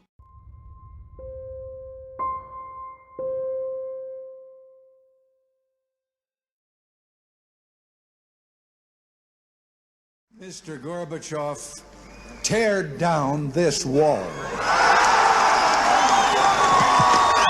Today marks the 30th anniversary of Ronald Reagan's world-famous Tear Down This Wall speech. In 1987, at the height of the Cold War, Berlin was divided into 2 halves. West Berlin, which was part of West Germany and aligned with NATO and the United States, and East Berlin, which was part of East Germany and aligned with the Soviet Union. A wall of barbed wire and concrete was built along this border, with East Germany claiming it was to protect their communist regime from the influences of Western capitalism. Nearly 80 people were killed trying to defect from the East to the more successful and prosperous Western half. No one was ever killed trying to enter East Germany. Finally, on June 12th, American President Ronald Reagan decided to make a stand. Many senior advisors in the Reagan administration urged against including the famous line in his speech, claiming it would make tensions worse, but Reagan himself insisted. General Secretary Gorbachev, if you seek peace, if you seek prosperity for the Soviet Union and Eastern Europe, if you seek liberalization, come here to this gate. Mr. Gorbachev, tear down this wall. 3 years later, the wall was torn down, East Germany was dissolved, and the rest is history. Welcome back. You're listening to Live with Lou. This is KMYC 1410 AM, The Patriot. And you can always catch us on FM if you don't like to listen to AM at 104.3 or on KMYCradio.com and hit the Listen Live button, and you should be able to pick that up as well.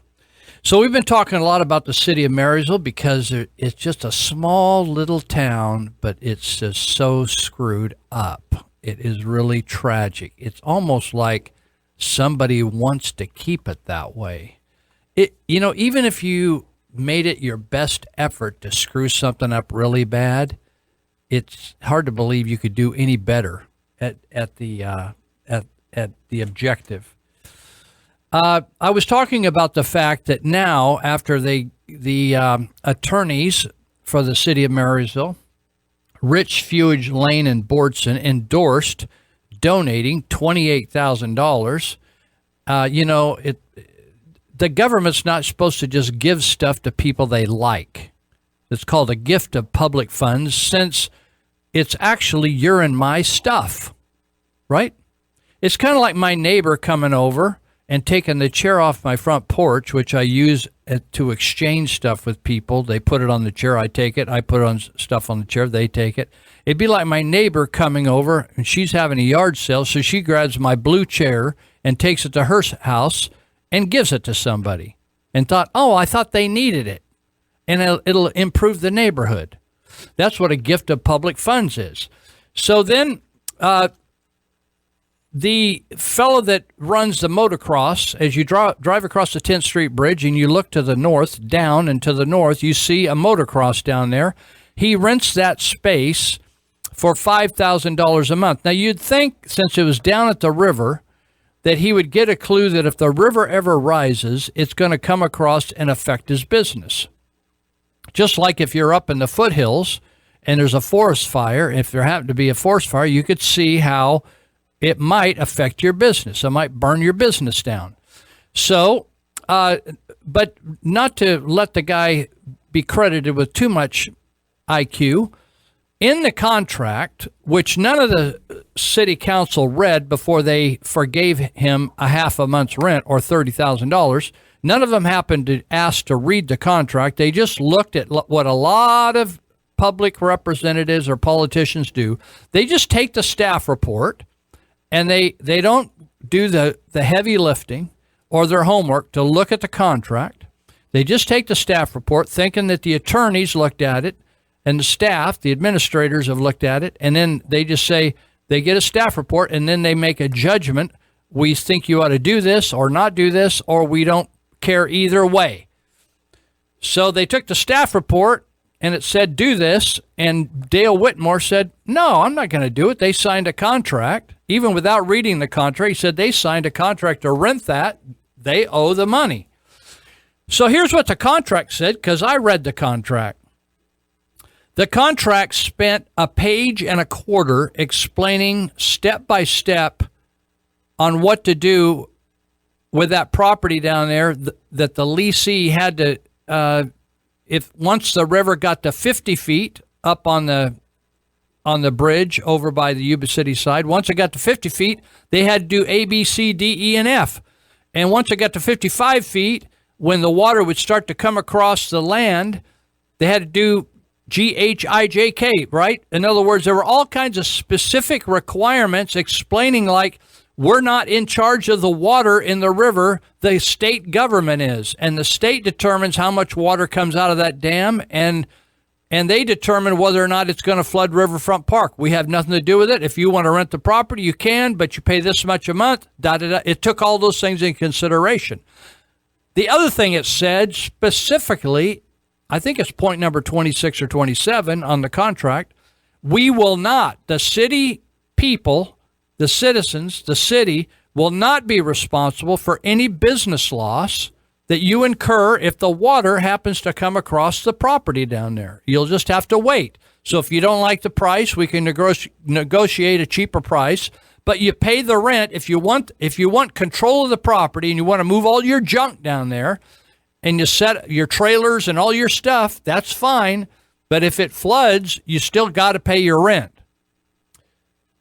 With that all said, and everybody signed it, including the city, the leasee, and the attorney, the attorneys then endorsed giving them back the money. Now, I just can't get by this. This is so unbelievably wrong that this city's, on one hand, they're saying in this article, we have to cut all these services, and now we can't even afford cars, so we want to lease cars. But we just gave away $58,000 and giving a street to an auto company and giving a half year's rent to the motocross group. Unbelievable. This takes stupid to like a number 26 font, bold, underlined, with back yellow highlight. Unbelievable. The other thing is this last week, I just want to commend the Planning Commission for rejecting the City Council's application for them to look at changing the law so the City Council could make their dispensary effort more legal. Because what they've done in these marijuana dispensaries, the whole effort to get proper zoning, proper codes, the City Council has violated every step of the way. They violated the Brown Act. They violated their ordinances. They violated their own zoning ordinances. They violated the ordinances or codes complying with state and federal law. And what they've tried to do, instead of like creating a dispensary system that complied, in some cases it couldn't comply. So what they did is just either ignored the law, like in the Brown Act, or the Brown Act simply a law that says you can't have discussions about public business outside of a public forum by city council members. So 3 city council members can't get together, or they can't call each other on the phone and all have these discussions and make those discussions and decisions in private, and then come into a board meeting and say, oh yeah, this is what we think. That's illegal. So they violated the Brown Act. They violated their own setback ordinances from parks. In fact, they're so screwed up on their setback from Ellis Lake that they wanted to, even though their own documents throughout the city, various city papers and descriptions of the city, they continue to refer to Ellis Lake as a park, which it's hard to imagine it would be called anything else. Now they say, oh no, it's not really a park, even though they describe it as a park in their own city documents. And there's no way that the cargo building that they want to use for a dispensary can meet the setback for the number of feet away from the park. They've already changed it from 1,000 to 500, and now this is still half that. So now they want to go, what they tried to do this last week is go before the Planning Commission and say, we want to change our ordinance to say that our laws do not have to comply with state and federal laws. And you know, there were a couple planners missing, but 4 out of 5 planners decided, you know something, this just doesn't seem right to us. Like one of the planners was, I was told, said, you know, I just didn't feel right about it. Buck Weckman, who has been leading the fight to come up with some workable and fair marijuana grow ordinances, had filed for an appeal that should have been heard on June 8th. But without explanation, even though he complied with all the rules, they just canceled it. I think they violated his rights. They canceled his appeal that should have happened on June 8th and with no explanation. And I'll tell you why they didn't give him an explanation. The reason is that his appeal was factually correct, and it would have broke their nose legally. So instead of allowing him to do that, they postponed it and went into the Planning Commission to see if they could change the ordinance to make his appeal of none effect. It would remove the support for his appeal. But the planners sided with Buck. And so now the city council is going to have the Spaldings to say, we don't care what our own planning commission says, and we don't care that we violated our own rules to cancel Buck's appeal that was done according to code and ordinance. In other words, the city of Marysville doesn't give a crap about the law, only when you have a problem with complying with it. They just change the ordinances and obey. It's like going to a buffet. You just pick and choose what you want to follow. That's exactly what they're doing. Picking and choosing. Now, I get a kick out of this. This statement here that it says in their budget, according to the writer, Patrick Groves, that the new fiscal year, they're going to create housing and they're going to raise the median household income. That's take a miracle of God right there. I'll tell you what. Here's how you find out why there's no houses being built in the city of Marysville or in the county of Yuba, for that matter. Just go talk to a contractor that builds houses. Some contractors don't build houses. Talk to one who has the desire and wherewithal to build houses. Some are just kitchen remodelers like Greenitz Construction. Dave doesn't want to build a house. His niche is kitchen and home reconstruction, kitchen remodeling, bathroom remodeling, cool front doors, that kind of stuff, building decks. He don't want to build a house. Some of my other friends like Randy Law, they're house builders. But the reason they're not building houses in the city of Marysville, the county of Yuba, very simple. They tell me that the fees to build a house, before you even get starting with stirring up the dirt, is $20,000, $30,000, $40,000 in fees. Now, houses are expensive just for the building, the wages and materials on a house are expensive. But when you have those kind of fees and expenses to break ground, people just say, forget it, I'm not going to build a house. I'll just remodel. I'll buy an old house and fix it up. It's a lot cheaper. You don't have to go through all that baloney. You can rebuild an entire house for a lot cheaper than building a house from scratch. So the city of Marysville, it wouldn't it be nice if cities would just shrink the government and just say, here's what we're about. We're going to be about providing police and fire. We're going to take all your tax dollars, and all we're going to do, we're going to have the smallest staff we can get, and all we're going to do is provide police and fire, and we'll hire out the public works, subcontract that out, we'll keep our paving done, we'll keep the sewage happening good, and that's it. We're not going to try to raise the family median income. We're not going to try to build housing. We're not going to try to do redevelopment. We're not going to try to do any of that. We're just going to do what the Constitution, what our original founding fathers said we should do. Instead of going out and trying to donate money to the Arts Council so that poor people will be able to look at a portrait. What if the thing is, they never stop to think about some of that money might be Lou Benninger's money, who doesn't give a rip about a poor person looking at a portrait or a photo or a painting or a piece of artwork. Let them figure it out on their own, right? Why should the government take all of our money and decide, well, we're going to donate it to the Arts Council? Let the Arts Council raise their own money. Why would you take tax dollars? Why don't you take the tax dollars and take care of police and fire and some infrastructure like parks and roads and sewage and lighting and be done with it and go home and lay off all these other people? Jeez Louise. It's absolutely crazy. So we'll see. This Tuesday night should be an amazing meeting.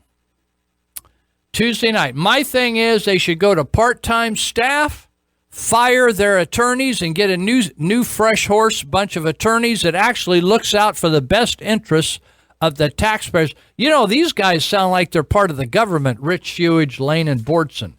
They obviously aren't looking out for the interest of the city of Marysville. In fact, they become an embarrassment and a stench to the taxpayers of the city of Marysville by running around defending child molesters.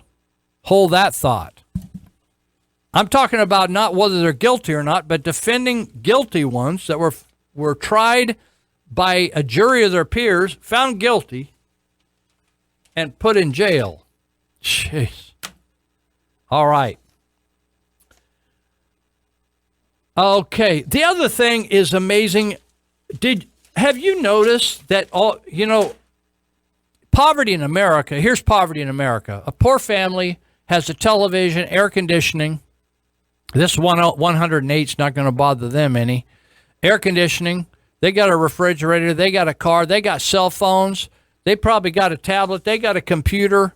But then we have this major article here. Free food for youths this summer. Did you know that not only do you not know how to stay out of the heat or what to do when you get out in the heat without a public information officer and a doctor from Yuba County, that you're just too stupid.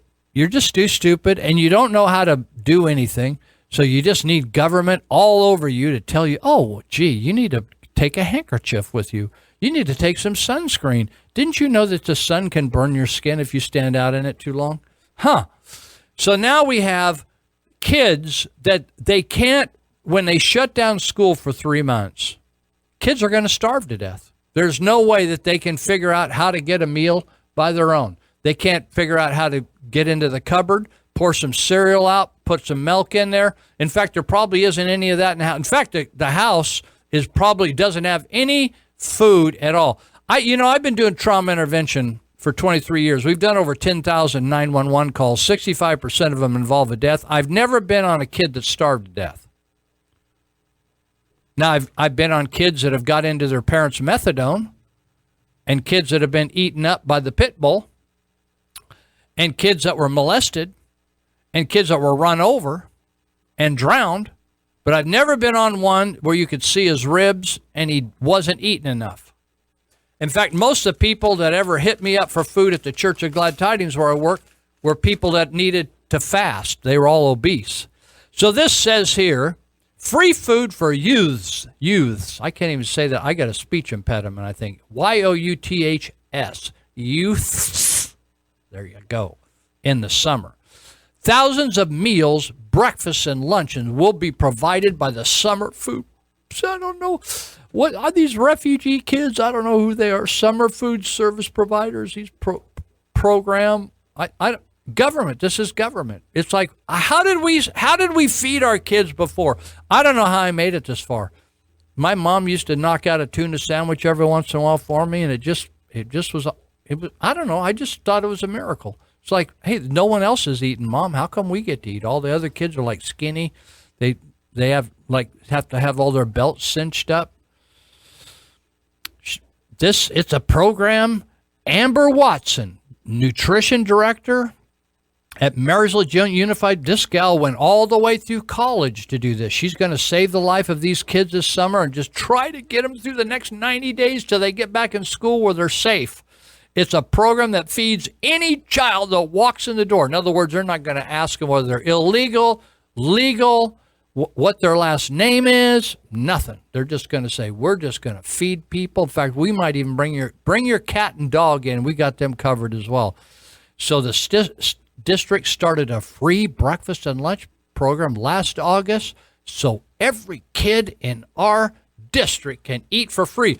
Well, I thought kids all would eat for free. Their parents are supposed to feed them for free. My parents never asked me to chip in on the meal.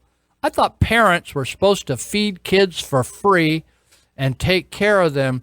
It's in the spirit of WIC. That's Women in Infant Nutrition Program, WIC.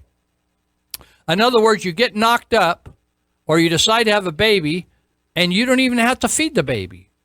The taxpayer will feed the baby because we know that you're so stupid. You can't keep your legs together. You can't keep straightened out. So we don't expect you to feed your own child. We got you. We got this. So the district serves more than 5,000 lunches. And they did that in 2016. Did you know that? They serve 5,000 lunches. And Amber, because she's a good bureaucrat, because any bureaucrat, you know what a good outcome from a bureaucrat is? Expanding their bureaucracy. It's just like if you want to be in the car business, when I was in the car business, we wanted our sales to go up every month. We wanted to have the number of cars sold every month to go up. We wanted the profit to go up every month. So if you're a good bureaucrat, you want your bureaucracy to go. You want more employees to work under you. You want to accomplish more. So Amber, being in the spirit of a great bureaucrat, we're hoping to do more this year. In other words, we want to go out and encourage kids. Don't eat at home. Come and eat for free where we are and save that money and put it into a big flat screen TV. That's what to do. Yuba City Unified School District is providing healthy, fresh meals, not healthy, unfresh. We're not going to do unfresh at Yuba City. We're focusing on not only healthy, but fresh meals to kids at 12 sites this year. I mean, there's food stacked all over town. If you put a blindfold on, you should be able to trip over a stack of cucumbers somewhere. We're introducing kids to different kinds of fruits and vegetables. Oh, I bet they're going to love that. What they really want is a burger, a big old greasy burger. That's what they want, or a taco. They don't want any broccoli. They want to they'll throw that stuff under the table. Are you kidding me? So Yuba City District, they serve about 1,400 kids a day. I don't know. You know, when I was having kids, I never even thought of the government needing to pay for my kids' food. So Butte County, they're also feeding Cal Kids, they call it. They got a program, they got a name for it, Cal Kids with a Z. They serve 2,500 meals a day, and they did that in 2016. So Juliana Roberts, these young ladies, I forgot, I want to give Karen Leno, Leyno, she's Yuba City. Then we got all these young ladies. I bet they're highly trained, college degrees, making a lot of money, and I'm telling you, they're changing the world. We're not feeding orphans in Cambodia here. We're feeding kids that got their own cell phones, but they got their own cell phones, but they cannot find a Big Mac anywhere. We'll be right back. Let's talk a little bit about why the media blackout and the silence from Washington on the Seth Rich case should scare the hell out of you. You have a DNC staffer shot dead in the streets of Washington. Not only that, you have a mountain of evidence suggesting that he is the WikiLeaks source, which means, by the way, because they're not idiots in Washington, that means people in Washington know he was the source. And I'm talking about Democrats and Republicans. Seth Rich is the card that would bring the entire House down. I'm talking the DNC, I'm talking the media. This destroys the credibility of anyone and everyone that's been pushing this Russia story. And if Republicans know that they have this card that can totally bring down the opposition, and I mean in a permanent way, and if they are not using that card, either the RNC has a vested interest in not taking down their opposition, and I'm talking about every senator and every congressman, because all it would take is one, putting a little pressure on the local police department, or one guy at the FBI with a little bit of weight, stepping in and say, hey, we have reason to believe this DNC staffer was the WikiLeaks source. We're going to take over this investigation. It just takes one. It just takes one. And the fact that not even one person involved in this fiasco has stepped forward and tried to do the right thing should scare the hell out of you. The one person with any kind of platform, Sean Hannity, steps up, decides to start asking the right questions. And what happens? What happens immediately afterwards? They try to crucify him. They are scared. This can't just be swept under the carpet. That's power they don't have anymore. So as terrified as you should be of this situation, I promise you they are more terrified. Seth Rich died trying to do the right thing. It's time people stood up and said, we're not going to take this anymore. We're not going to allow an elite class to shoot us dead in the streets like a dog. We're not going to allow a complicit media that's basically just a propaganda wing for the elites tell us what to think. The elites are so used to the rule of law not applying to them, it's escalated and escalated. It's escalated to the point to where they're literally murdering people right in front of us. I'm disgusted. And if you let them take down Sean Hannity or anyone else, you are saying it's okay to shoot us dead in the streets. We cannot let this go. We need justice for Seth Rich. All right, well, we're coming towards the runway here. We're going to land the plane here about noon, and Bob Day is going to take over for a couple hours. Occasionally people say, Lou, we can't get the station. It doesn't come in good. It's crummy. We don't know what's wrong. We live in a subdivision where the NSA's blocked it. We don't know what's going on. And so they say, and then people say, I don't have time to listen to it. I'm busy. I'm running the lawnmower when you're doing it. It's at the wrong time of the day for me. I want to listen to the show. So I've asked the station here if they would just let us put the recording on the website, but I've never been able to pull that off. You know, you talk about government being slow. We got 5 years into this thing. So we've had the good fortune to have a gentleman named Chris Starkey help us. And he said, Lou, I will help you put this on so people can get it whenever they want to get it.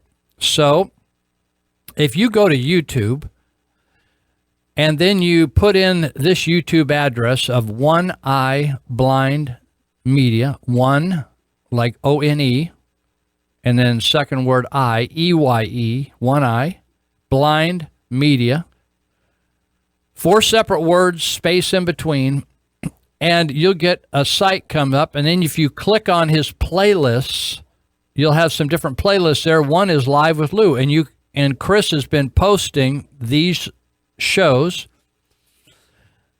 for you to listen to whenever you want.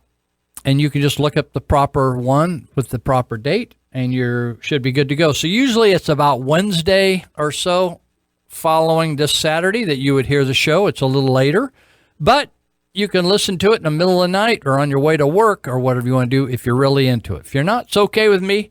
I'm okay with just doing a live show, but some people say, Lou, I really want to listen, so I'm just trying to help you out here and be kind to you and make it work. So it makes sense? I hope it does. Let's see. What else do I want to talk about? The other thing I wanted to bring up, let's see.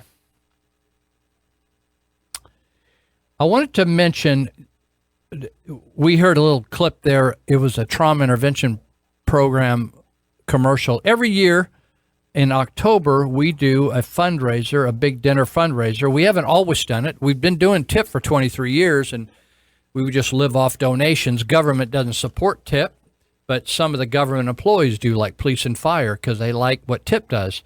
So a number of years ago, a guy named Warren Miller, a firefighter, started a dinner for us, and he kind of ran it. And they did it, and they said, listen, we don't want you guys to put any effort into it. We'll run it, and you guys just take the money. And so over the years, people come and go, people retire, and things are changing. So this year, we're not going to do a dinner.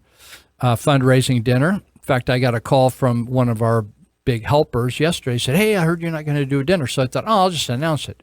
So we're not going to do a dinner this year because it gets more and more expensive. We lost the guy that did the cooking for us, Dave Newquist, who just worked his rear off for years. He was a great cook. He ran his own catering business, but he left Yuba City Fire and he went to Roseburg, Oregon. And then our venue where we had it in Yuba City at the Catholic Church, they said, hey, we can't rent the building to you what we did before or at all. So you're going to have to find another venue. So things have become more and more expensive. So we're going to do an annual fundraising effort starting here in a few months. And so you can watch out for that. And we're going to give you a website called We Care, where we're setting that up now. And you can go online when we start the fundraising effort. You've heard of these before, where like NPR stations, nonprofit stations, they'll do an annual fundraising effort. You can donate online or whatever. So we're going to do an online effort. And we're also going to do an online auction and a live auction where you can buy tickets, actual physical tickets. You can go on and buy tickets, but we usually do gun auctions. And we have things like airline tickets and Disney tickets and all those kind of things. So we're going to do all that this year, same as we would do at the dinner, but we're going to do it online. And hope to do all right with that to support our program and be done with the food thing. So I wanted to mention that. And I also wanted to note, I was looking at, the other day I was leaving the jail and I noticed a middle-aged Chinese couple sitting there ready to be booked. And I thought, what in the world? This couple doesn't look like they could do anything wrong. I wonder what they did. And I was on my way out, and I was hearing there was lunchtime, so they were serving everybody lunch, and I could tell they couldn't communicate with them. And they said, hey, does anybody around here know Mandarin? And nobody did.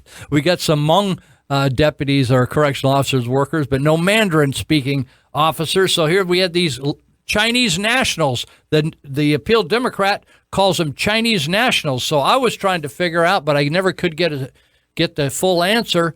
What does that mean, Chinese nationals? Does that mean illegal aliens? Because they busted these people with thousands and thousands of pounds and plants out there in Plumas Lake. And so this couple, I didn't know what they were being, they were in the booking area when I was checking out. And I thought, what's this couple doing here? They don't look like they belong in jail. And I thought, well, I looked at their photo on the Appeal Democrat. I thought, well, neither of these couples look like they belong in jail. But they were out there, and they're all Chinese nationals. And they let's see, 2 Chinese nationals and 2 more Chinese nationals. And I thought, oh, I've run into your type over there in China. They had 10,000 plants. Well, these people, they found themselves a cash cow over there, but they got themselves locked up. I thought that was interesting. The other thing I wanted to mention is this startling to you? Did you see where Trump was announcing that they were going to do this big infrastructure push on building roads and bridges and stuff? And he was telling how the government has got so complicated that they hardly can't get anything done anymore. So there was 18 miles of roadway. I don't know which state it was. It was toward the east. And the guy was sitting in the audience, and he brought all the stats on what it took, how many agencies, and it was like 25 agencies and 56 steps or something like that. And they'd been trying to get this 18 miles of road paved for 20 years and hadn't pulled it off yet. So Donald Trump's been highlighting the incredible excessive rules in government that makes it impossible to get anything done. Did you know that up until just the last week, you remember Y2K when we turned 2000? And you remember when the big fear was, some of my friends were just experts on Y2K, and they said, hey, all the computers are going to shut down. There's not going to be any water. There's not going to be any food. People are not going to get any food. All the trucking's going to be off. Food's not going to show up at stores. So they were preppers.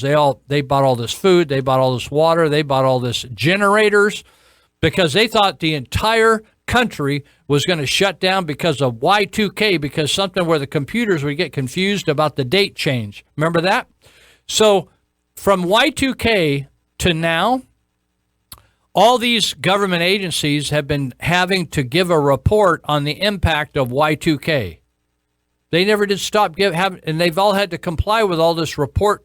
So finally, Donald Trump, in their effort to shave $120 bajillion or something out of the budget on eliminating regulations, they finally said to all these government agencies, we don't want to hear about Y2K anymore. Does that make sense to you? That's why most of your tax dollars are actually it's just called white collar welfare. It just keeps people busy doing nothing that makes any. In other words, if they all died of the Ebola virus tomorrow, you wouldn't notice anything different in your household. Nothing. TV would work. Your toaster would work. Your plants would still be blooming, right? The toilet would flush. Everything would be fine. Even though all these people that don't do anything in government died of the Ebola virus. In fact, it would be a boon for Joe Betancourt at Lakeside Memorial. All the funeral homes their stock would go up. So when I read last Sunday, June 11th, that the water agency, Yuba County Water Agency, which we love to love in Yuba County because it's sort of a miracle that we have this Yuba County Water Agency in Bullard's Dam and make all this power. It says close to 7 years and more than $30 million later, the Yuba County Water Agency is a step closer to being granted a new license to continue its operations on the Yuba River. Now, I want you to think about this. They have spent, they being you and me, that's our tax money, $30 million. Now, this isn't a new project. This is relicensing. Nothing's changing. It's just relicensing of a dam that's there. It's all there. It's been operating. We're relicensing it. It's taken 7 years and more than $30 million. And it says still the head of the agency said relicensing is a long process that could take until at least 2020. I asked the question, why? Why is that? Are you saying that that's the best we can do in America, the most efficient? Donald Trump says you can't even get 18 miles of road paved in this state in 20 years and jillions of dollars later. And the excuse given by the Kurt Akins, who I like, he's a nice guy, I think he's a really bright guy, but he's just too nice about this government waste. He said that's the way the stakeholders look at it. A new license would last another 30 to 50 years, so that's the big significance of the whole thing. In other words, since it's going to last 50 years, it should cost a lot of money. In other words, if it lasts 5 years, then we wouldn't spend so much and we wouldn't worry about it so much, because it's going to last 30 to 50 years. We got to put it right over there in the corner of our desk and let it sit there and simmer, like marinate and simmer and say, does this taste good? And just wait, and let it get yellow around the edges and stuff. And then we add some more and say, we think we need a few more years on this. We don't want to rush it.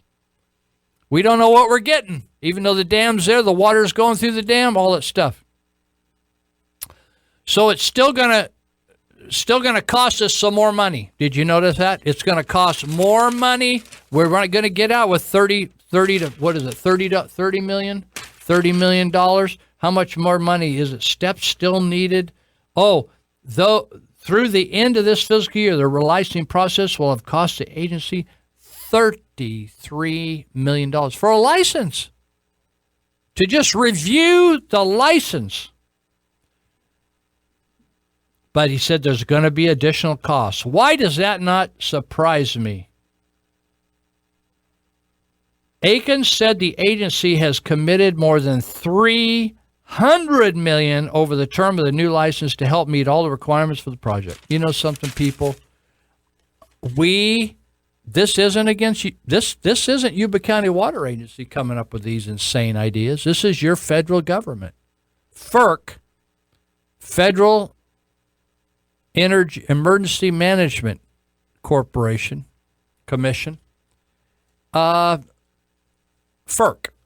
That's federal.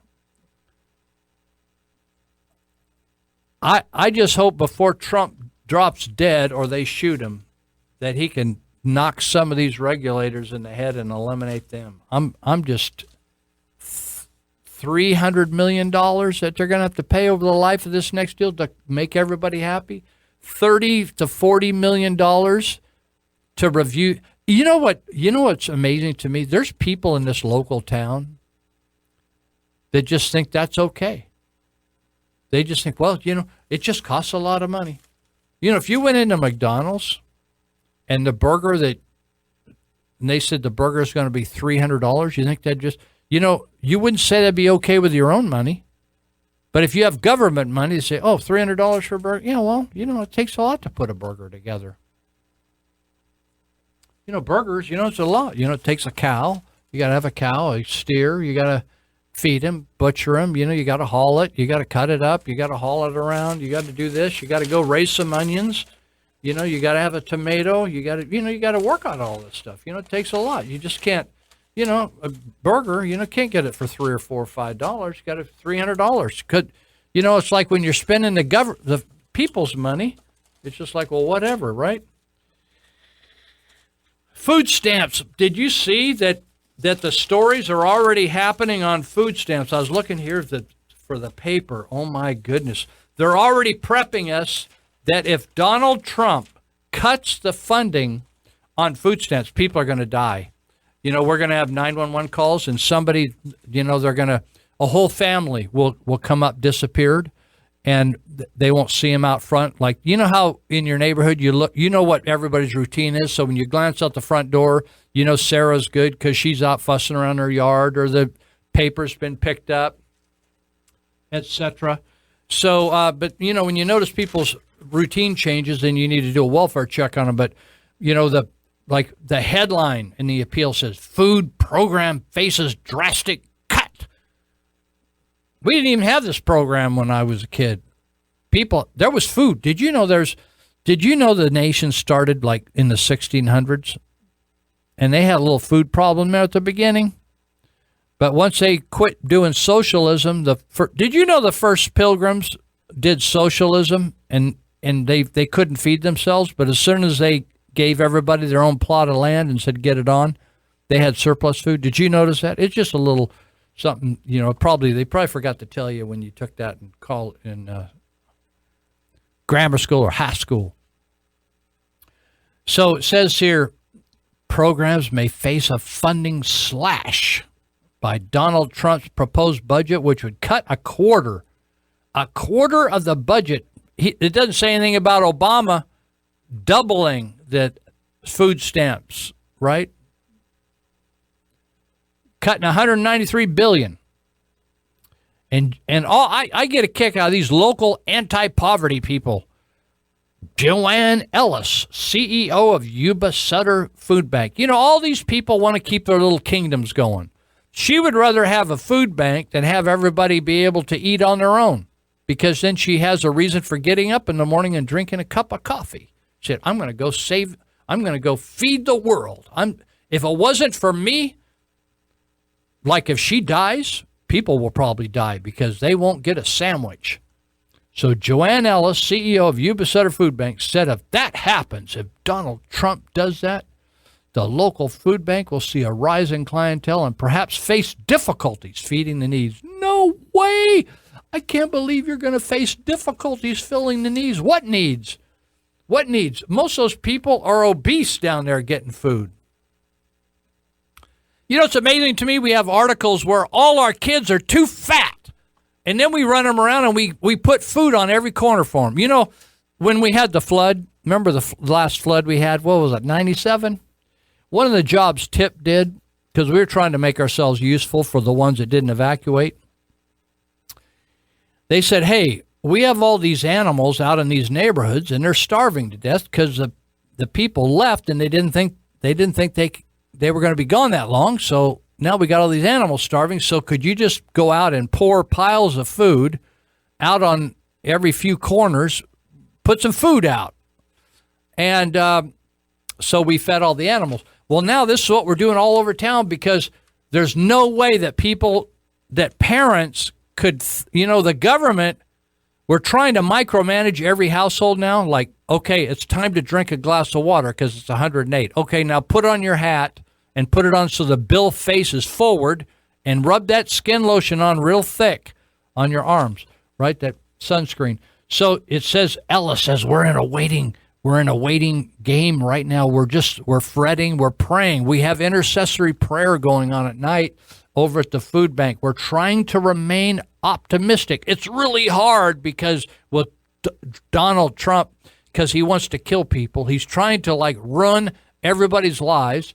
So we're trying, Joanne says, we're trying really hard to remain optimistic.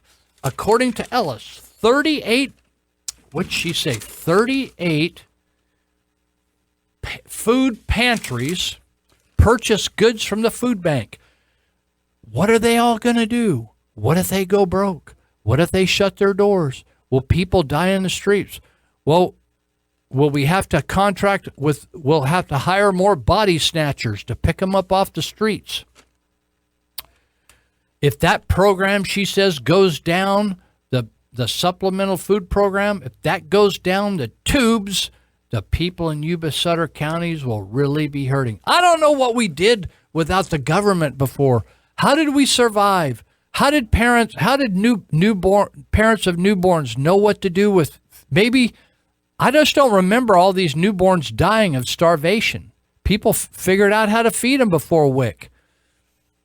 Ellis said nonprofit the nonprofit is waiting to see the outcome of the budget. CalFresh is hit. The food bank will work to utilize other avenues. And she says this is what's really nasty. If they don't have us, they don't have anything. These people, Joanne Ellis says, if they don't have us, oh my God, there's no food. There's no food. The last time I went into any grocery store in town, they had to find more shelf space to put all the food. But these people, do you remember there was an article, I don't know whether I had a time to talk about this. They had got beyond the point of people needing food. Now they were worried about if people were eating the right food, and they were actually considering sending volunteers into the home to prepare the food for these poor, indigent, derelict, stupid people that could not figure out how to prepare food. It's kind of like thinking people 35 years of age are actually 3 months of age, and they couldn't figure out how to get a piece of meat from inside the refrigerator cooked and into their mouth on their own. It was a miracle of God. It was a miracle of God. So they were going to have to actually go and show people, instead of eating one of those heart attack hot dogs from 7-Eleven, how tearing apart a head of lettuce. You know, have you ever done that? It's kind of a trip. You buy lettuce, and then you break up the head of lettuce into little pieces, and then you put something, some dressing on it and tomatoes and it's complicated. I know it's complicated. It's hard to explain over the radio because you got to see it on YouTube to actually make a salad instead of eating one of those. What were those? I just call them heart attack hot dogs. So anyway, it tells here that how much money, for example, a one-person household could receive a maximum amount of $194 in benefits each month, $200 basically. In other words, if you qualify, I remember when I went to Sac State College as a student, I came from a house where we always had food to eat. We actually ate together, and there was always food in the refrigerator. And then when I went away to college, my mother gave me a few recipes on how to feed myself in case I ran out of ideas and sat there and starved, sitting at the refrigerator with the refrigerator full of food. She didn't want me to she knew I wasn't very intelligent starting there at college, so she didn't want me to just be found dead on the floor in front of an open refrigerator full of food because I didn't understand how to put a few items together and cook them. So she wrote on 3x5 cards a few recipes that I could survive on, and lo and behold, I would show back up home every few months, and I had still had the same pants on. I didn't shrunk up.